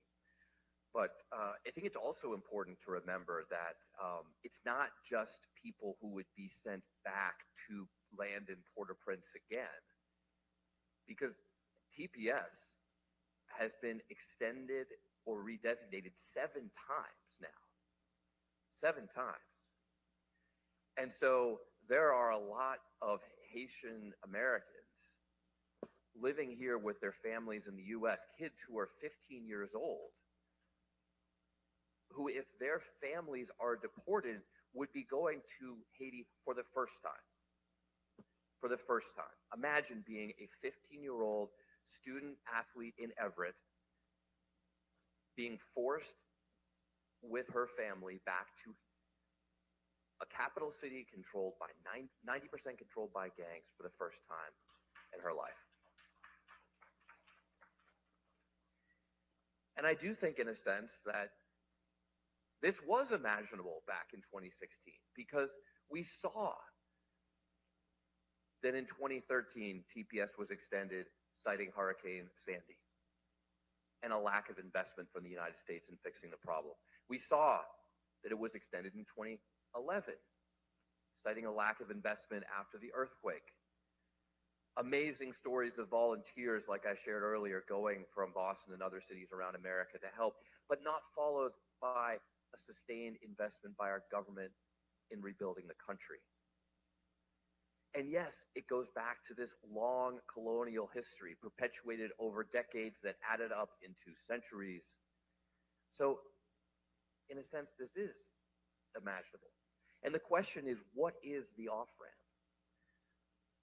Well, there actually is an off-ramp, at least for TPS holders in America today, and it's called the American Dream and Promise Act.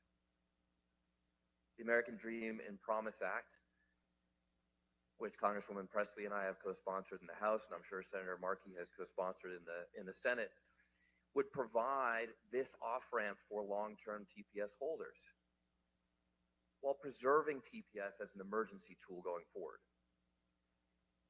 It's emerged from a long-standing bipartisan recognition that Congress created humanitarian protections without providing permanent solutions for the people they try to cover. It would create a pathway to lawful permanent residency. It would require continuous physical presence and long-term residence in the U.S., which so many Haitians have met. It would include background checks and admissibility requirements. It would move people who have lived here for many years out of temporary status and into permanent legal status.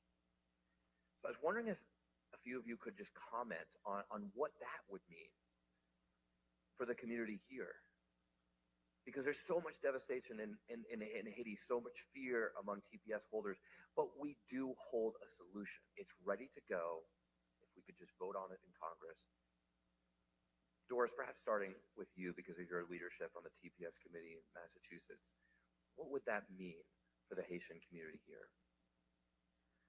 I think I give some examples like what are we seeing in the termination of TPS facings. Like this lady here in Massachusetts died because her TPS was terminating and she didn't have access to the healthcare.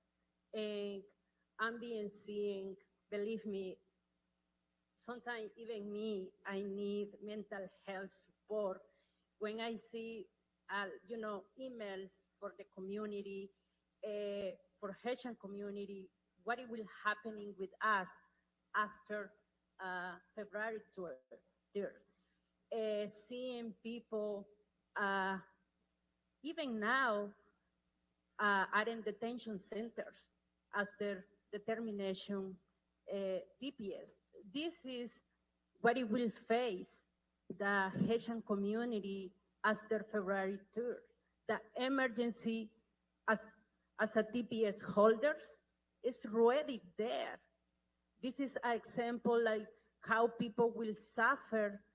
We're already seeing with the other countries how their kids are citizens and dealing with mental health issues because they can concentrate when they go to school, thinking their parents will kidnap by ICE.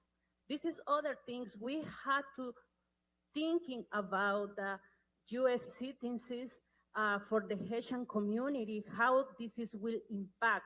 It's being seen with determination for Honduras and for Venezuela, how their kids and some people even there, they already deported to their countries. I think we're already seeing those pictures, what it will happen for the Haitian community. Thank you, Doris. And Denise, could you just comment on this briefly as well, please? Sure. Thank you, Doris.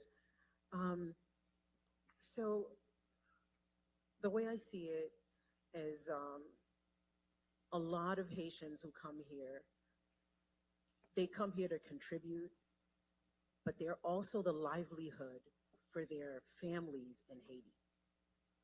So they're constantly sending money back home. And if they're not able to work and take care of themselves and take care of their mental health, they cannot take care of their families back home. So Haiti's being affected not only by the gangs, but also by the fact that the Haitians that are living there cannot get the support that they're used to getting from these families here. So that's another major obstacle. I don't know. I think we've covered a lot of it, and the situation is dire. The situation is dire, Port-au-Prince is not a place where you can go back and live. It's not a place. I had to personally myself extract my god sister from a house in Delma 33 where she was left. Her father ran. The gangs were invading. Her father ran. They left her because she had psych issues, and she was fighting everyone. So they left her. They ran out. I had to send money to a friend who got 4 police officers to climb the roof of a couple of houses, jump into the backyard, and carry her out. Like a month later, she sends me a video of the house burnt down. Imagine if she was still in there. So that's what they're trying to send people back to. That's what they're trying to send Haitians back to. And it's evil. Thank you. All right, thank you to all of our panelists. We're now going to transition to our third panel. Can we just thank our panelists, please? Our witnesses.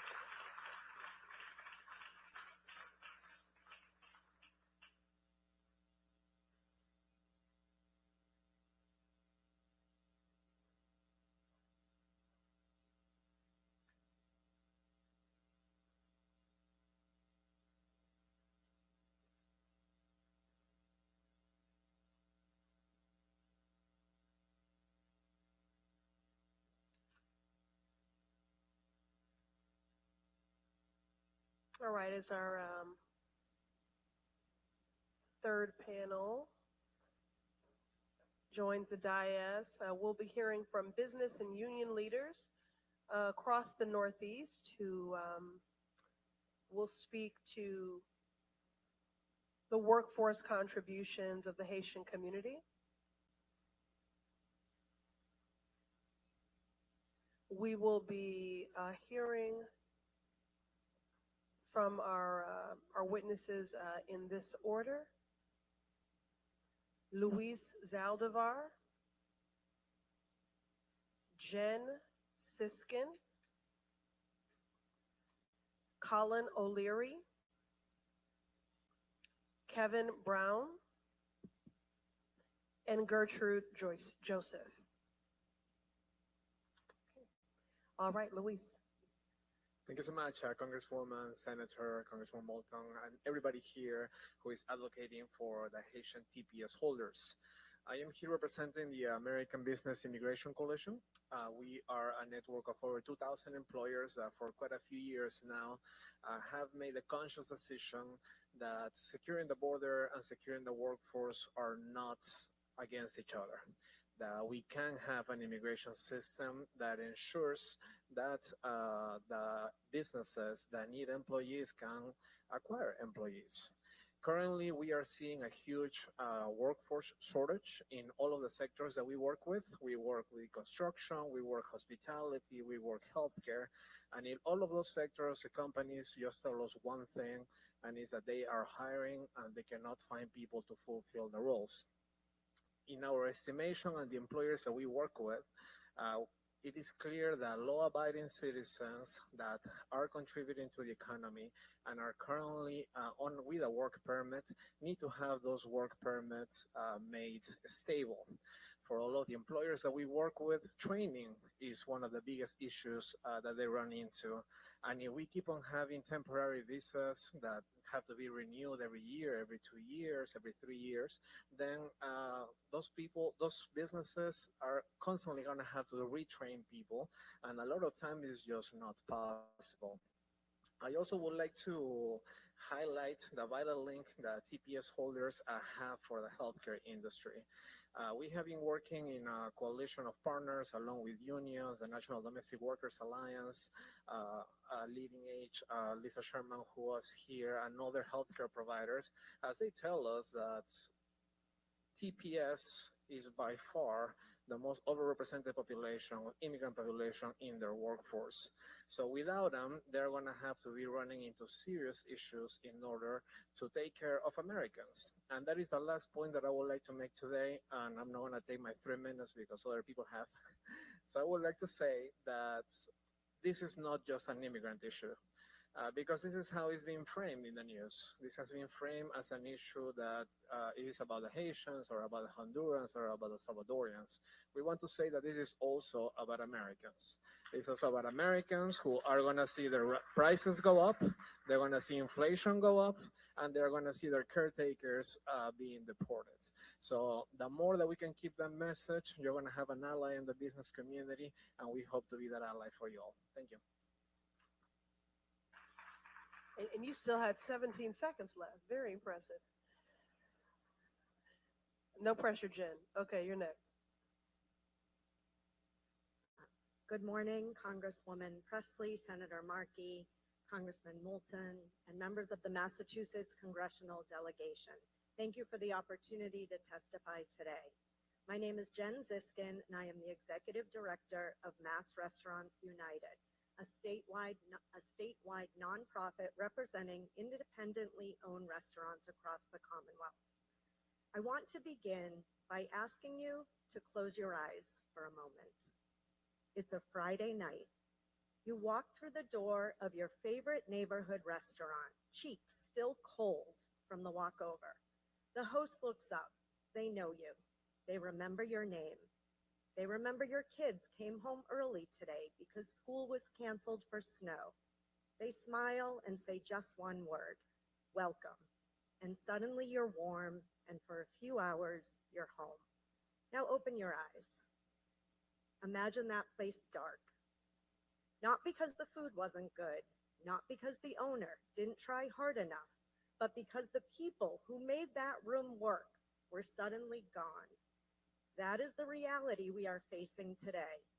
For many of us, that fear isn't hypothetical. In March of 2020, we learned for the first time our restaurants could go dark. The gatherings could disappear. Birthdays, funerals, and milestones would move to screens. We cannot let that happen again, especially by intentionally dismantling the workforce that makes hospitality possible. Independent restaurants are already hanging by a thread. We're recovering from the pandemic while facing skyrocketing food costs, rent, insurance, and debt. Many of us are barely keeping the lights on. And now our employees are afraid to come to work. They're afraid if they get pulled over, if they're at the wrong place at the wrong time, they could be taken from the lives they've built and sent back to the very places they fled in fear. Haitian TPS holders are not abstract policy debates. There are cooks, dishwashers, servers, managers, and owners. They're experienced, reliable, legally authorized workers, and they've become our family. Many are parents to U.S. citizen children, many care for elders, many have worked in the same restaurants for years, some for decades, paying taxes and doing everything right under the promise TPS made to them. If TPS is terminated, the damage will be immediate. Restaurants will lose staff they cannot replace. Hours will be cut, prices will rise, and closures will follow. And because Haitians work throughout the food system, in farming, processing, distribution, and delivery, the consequences spread far beyond restaurants. This isn't just a labor issue, it's a supply chain issue that hits consumers, small businesses, and local economies all at once. When those workers disappear, the food chain doesn't bend, it snaps. This is a humanitarian issue, and it's also an economic one. You cannot remove a vital workforce and expect small businesses or communities to survive the shock. Massachusetts Restaurants United strongly urges Congress to protect and extend TPS for Haitians. This is the humane thing to do and the economically responsible one. Protect TPS, you protect families, businesses, and the neighborhoods we all rely on. Thank you for your leadership and for allowing me to speak on behalf of independent restaurants and the people who make them possible.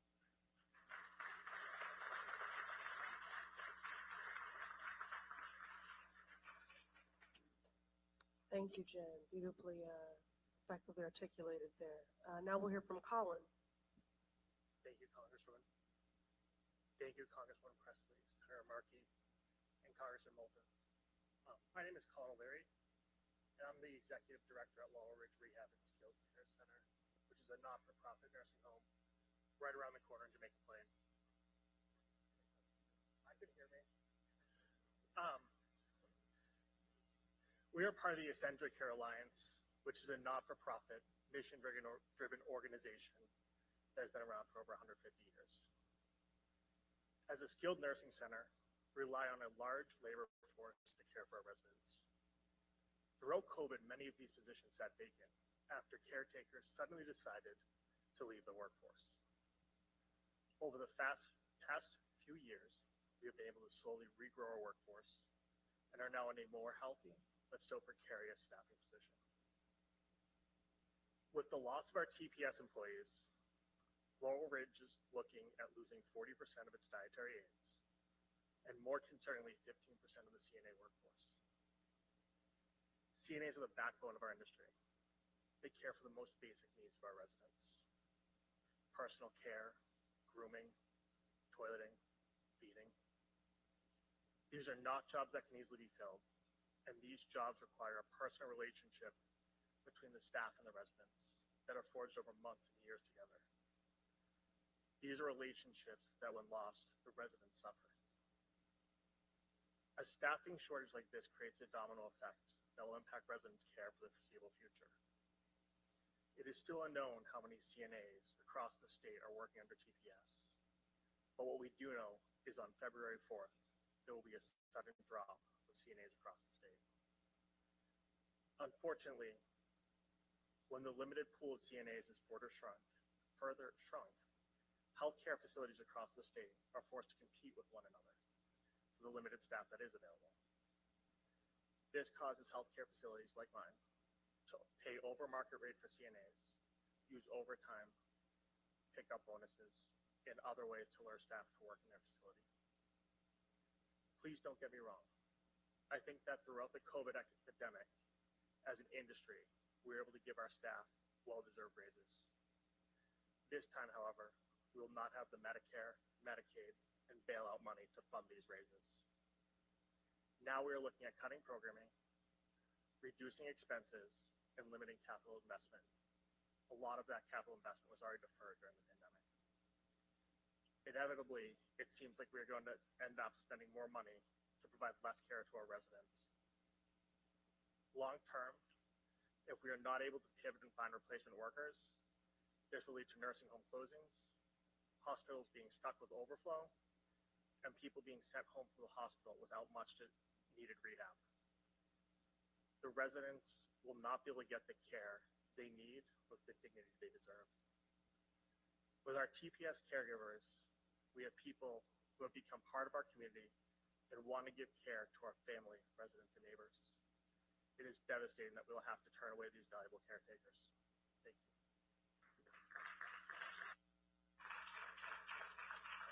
Thank you, Colin. Kevin?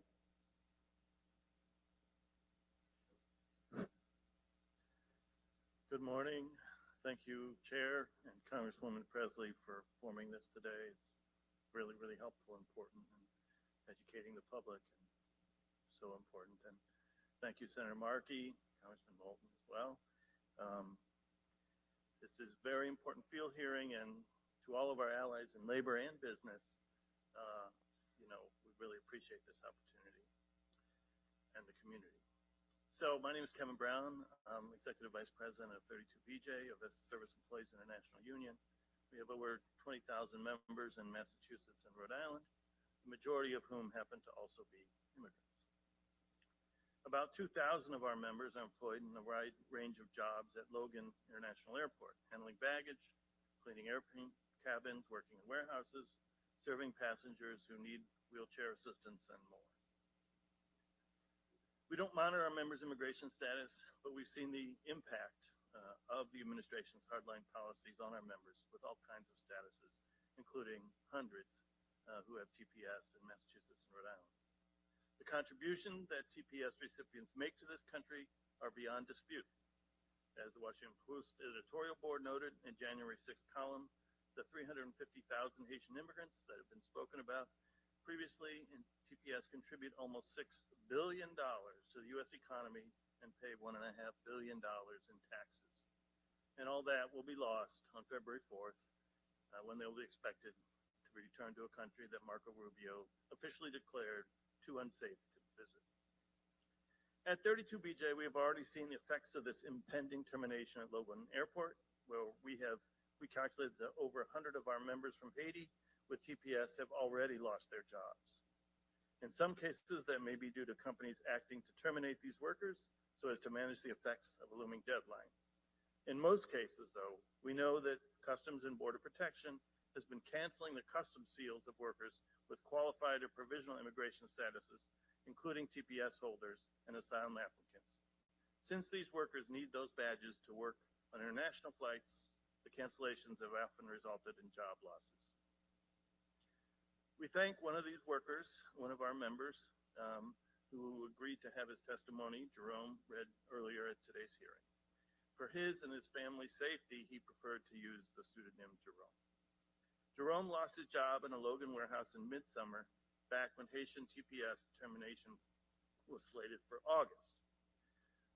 We were then part, 32 BJ, to bring a lawsuit together with the Haitian Evangelical American Clergy Association and force the administration to move back its deadline to now the February 3rd, in 2 weeks. In our suit, we argued that the president's clear racial animus also motivated the termination of Haitian TPS. Unfortunately for Jerome and many others who lost their jobs at Logan, this 6-month reprieve has not been enough to convince the employers to hire them full-time. Jerome knows his struggles could soon become even harder. When we asked him what his plans were after February 3rd, he said, "I don't know." For Jerome's and his family's sake, and for the sake of the other 350,000 other Haitian immigrants and their families, for the sake of our workplaces and the communities and the economy, we join with our partners in labor and business to speak out against this unjust termination, in the hopes of finding some means of stopping it before we all drop into the dark unknown 2 weeks from today. Thank you.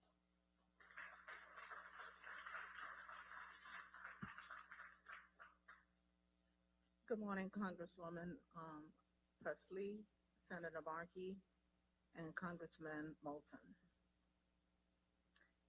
As a Haitian, my name is Gertrude Joseph. As a Haitian American, former healthcare worker, and union organizer with 1199 SEIU, I am proud to be standing here to call out the attacks against my community. 1199 SEIU represent over 80,000 healthcare and home care workers in Massachusetts. Immigrants are a large portion of the healthcare workforce, caring for us in hospitals, health centers, nursing homes, and in home care. That includes Haitian with temporary protected status who have shown up for us in our darkest moment, and yet are now being forced into the shadows by the Trump administration because of where they were born. During a time where our healthcare system is already struggling, longer ER waits, short staffing, burned out, the exile of Haitian caregivers will impact us all. Here's what it's going to look like on February 4th. Critical operation at local hospital will be canceled due to the absence of dozens of staff that prep the operating room. Hundreds of elderly residents at area nursing home will wake to their favorite CNA missing. And people with disabilities will lose their PCA, self-deported, and fear of being detained. Patients will suffer of this administration, anti-Black and xenophobic attacks. Our healthcare system will not recover from the loss of those who care for us. Yet, let me be clear, Haitians aren't just essential labor, we are part of the fabric of this country.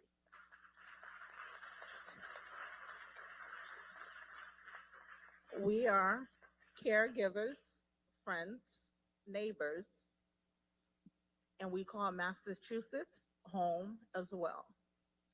As I look around this room, I feel the support and urge those that are not here today to stand with us.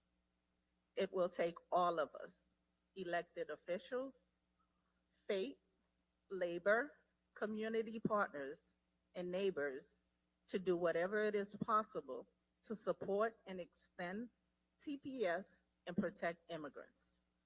This is a fight for immigrants to preserve a Massachusetts where we all feel safe and call home, no matter your background or status.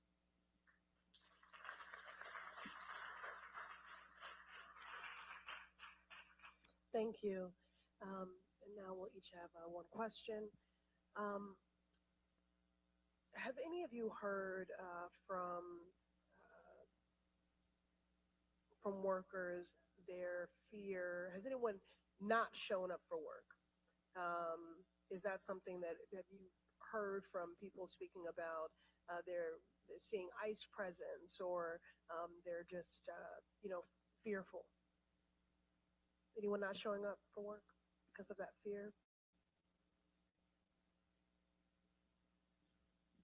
So it hasn't gotten to that part where people are not showing up for work, but people have been coming up to me.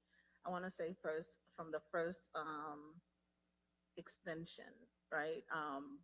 There were some people that their work permit had expired, and some of the hospital that I represent, BMC is one of them, they had taken people off schedule. But then once the government reopened again, and then people were able to, things started moving along, then their status changed, right? But then once, February 4th comes, people are afraid. They don't know what they're going to do. Some people are just going to ride it out and see what, hoping that the decision will change. But for the hospitals that I represent, everyone has been returning to work. All right, thank you very much. Any final thoughts on economic impact if TPS is not extended? Anybody want to speak to economic impact?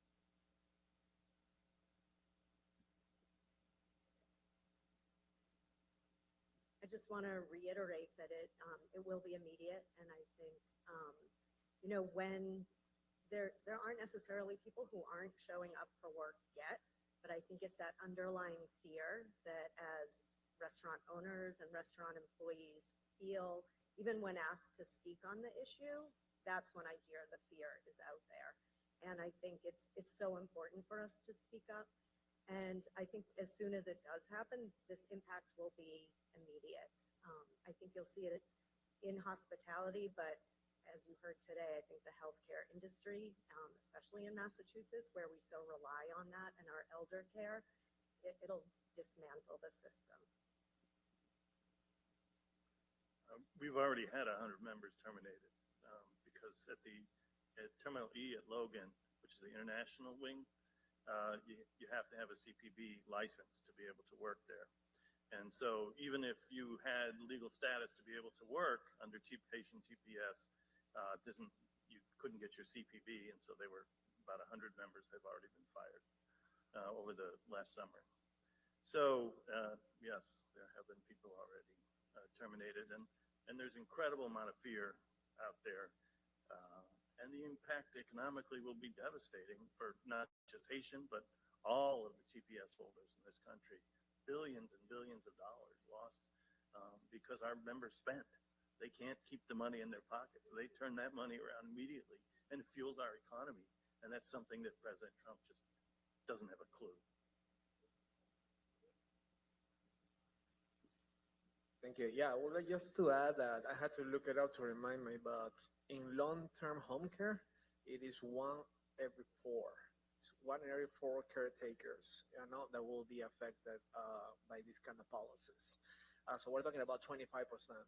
And the most people that take those services are in Republican districts. They are out in Wisconsin, out in Minnesota, out in Florida. And those are the places that are going to be affected the most. And hopefully that helps our legislative work in future. Senator Markey. Thank you. And again, thank you so much. This testimony is just so riveting, so important, so central to our economy, but the impact that it has on the lives of those families. And the numbers you use, Kevin, $6 billion will be lost to the economy, the taxes they pay, but also the money that can go home to Haiti and help those families out. All part of this story. And as these people then become wanted by ICE on the streets of America, it's going to have a cascading effect down into the families that is going to be unbelievably tragic. In Framingham, I went out and visited Framingham about 6 weeks ago.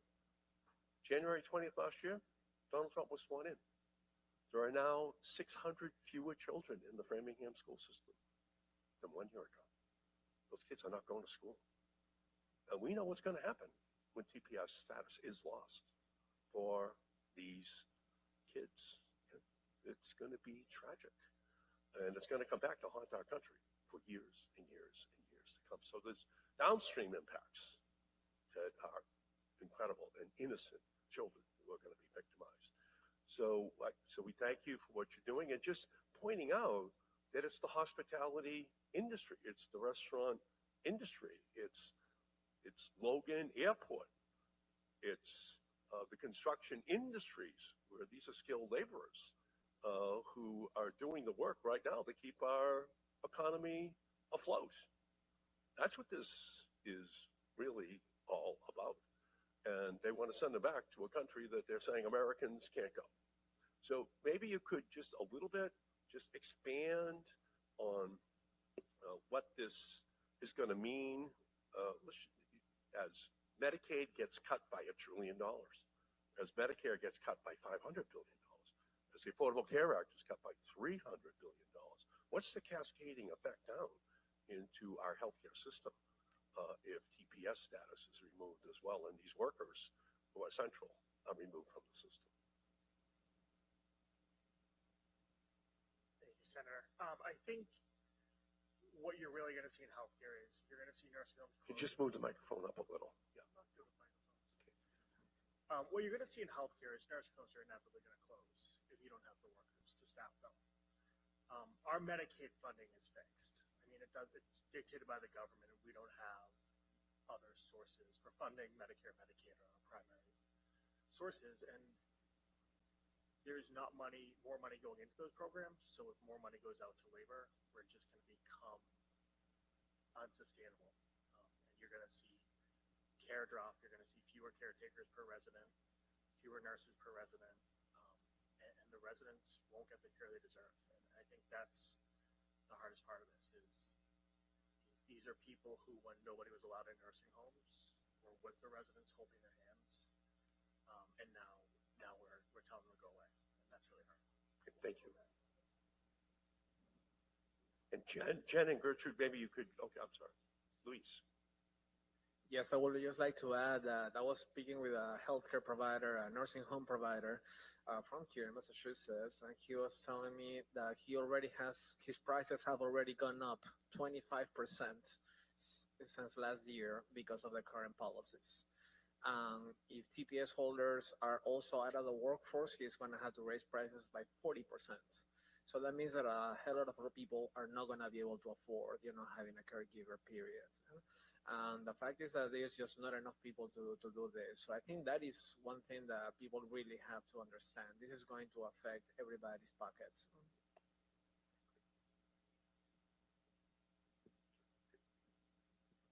I have something to say.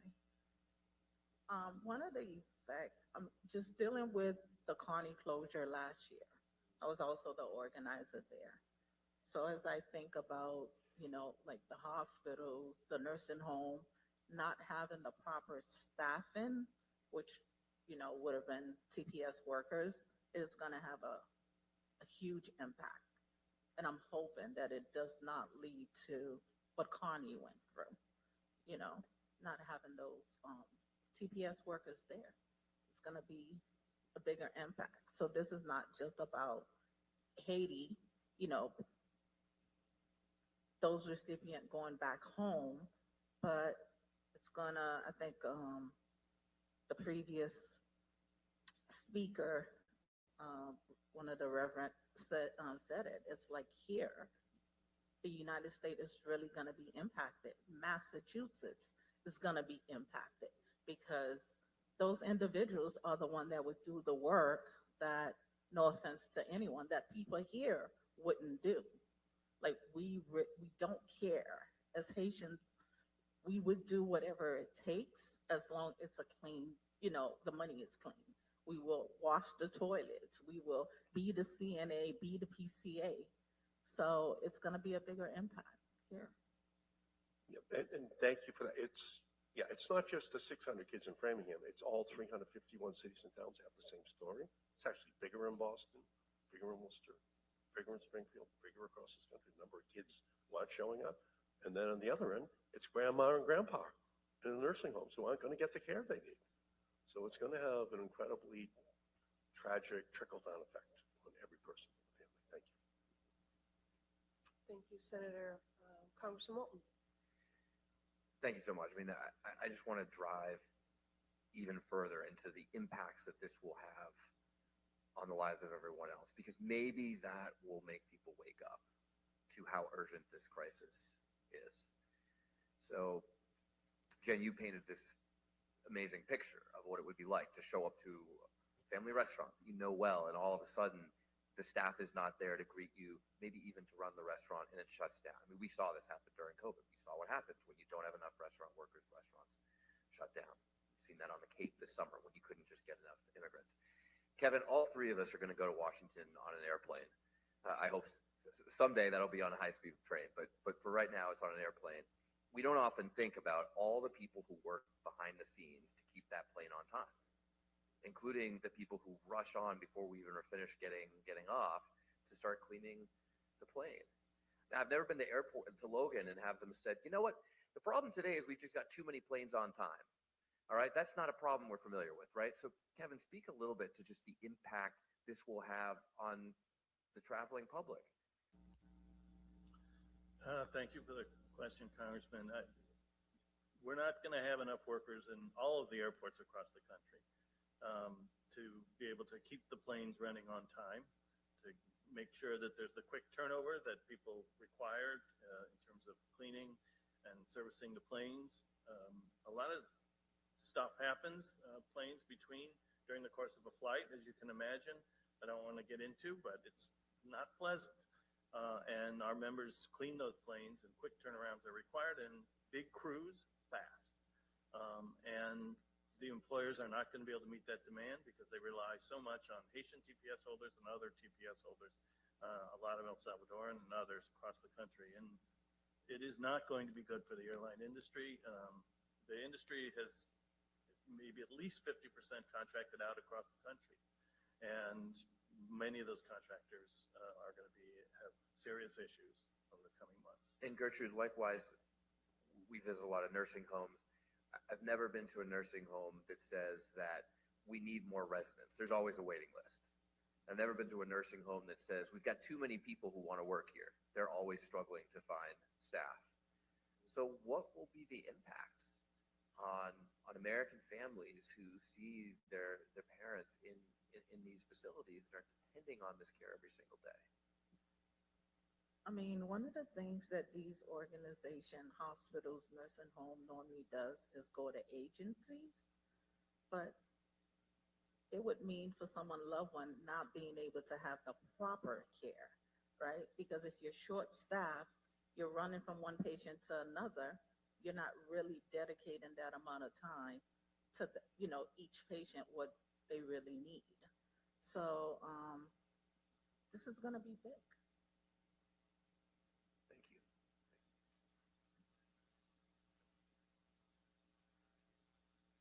Well, I want to say thank you to all of our panelists, all three of our panels. Extraordinary.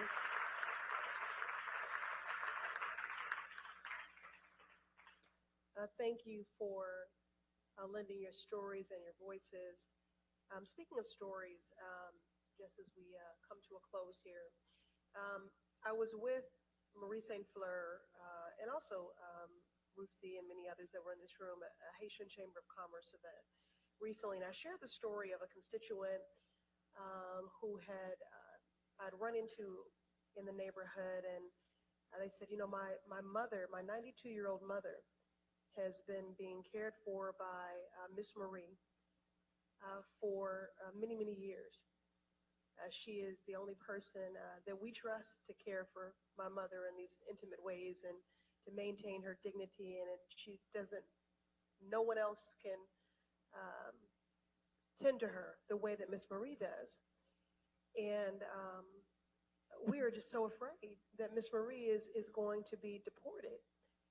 And they admitted that they had voted for Donald Trump, and they said, I thought he was going after the worst of the worst. But Miss Marie is the best of the best. And so I just offer that story because there are so many Miss Maries. And this stands to be devastating for families, for community, for our economy. And I think it might have been Kevin who spoke about a dark unknown that could fall on all of us on February 4th if we do not stop this. So I thank you all for giving a damn about your neighbor, our communities, our commonwealth, and our country for being here today. Haitians certainly deserve better, and that is why Senator Markey, Congressman Moulton, and I are determined to not only carry your stories with us in our heart, but to ensure that your expertise is submitted to the public record so that your voices, your stories, your expertise is not forgotten, and that it is foundational to policies that center the humanity and that actualize justice for our Haitian siblings. So again, I thank you all, and we'll have a final word from Senator Markey, and then we are going to transition to the press conference. We will do our best to move swiftly here, if you would like to stand with us in solidarity, and then we all have planes to catch. Okay, so Senator Markey. Thank you so much. Thank you so much for being here today, because we're in community, we're in resistance, we're in solidarity today. That's what this is all about. We are with you, and we thank the business leaders, we thank the union leaders, but especially we thank the courageous Haitian TPS holders having the courage to testify today. They are showing courage. They are showing courage just by showing up, because they are speaking for a vast number of people all across our state and all across our country right now. And so we're going to organize. We're not going to agonize. We're going to stand up. We're going to continue to fight. We're going to tell your stories. We're going to make sure that this cruelty, which is what Trump is all about, it's all about the cruelty, is put in the spotlight. And we're going to find colleagues, Democrat and Republican, to side with you in order to prevent this absolute tragedy that is about to unfold for all of those who are here right now contributing to our economy. So thank you all so much. And thank you, Congresswoman, for inviting us here to the center of your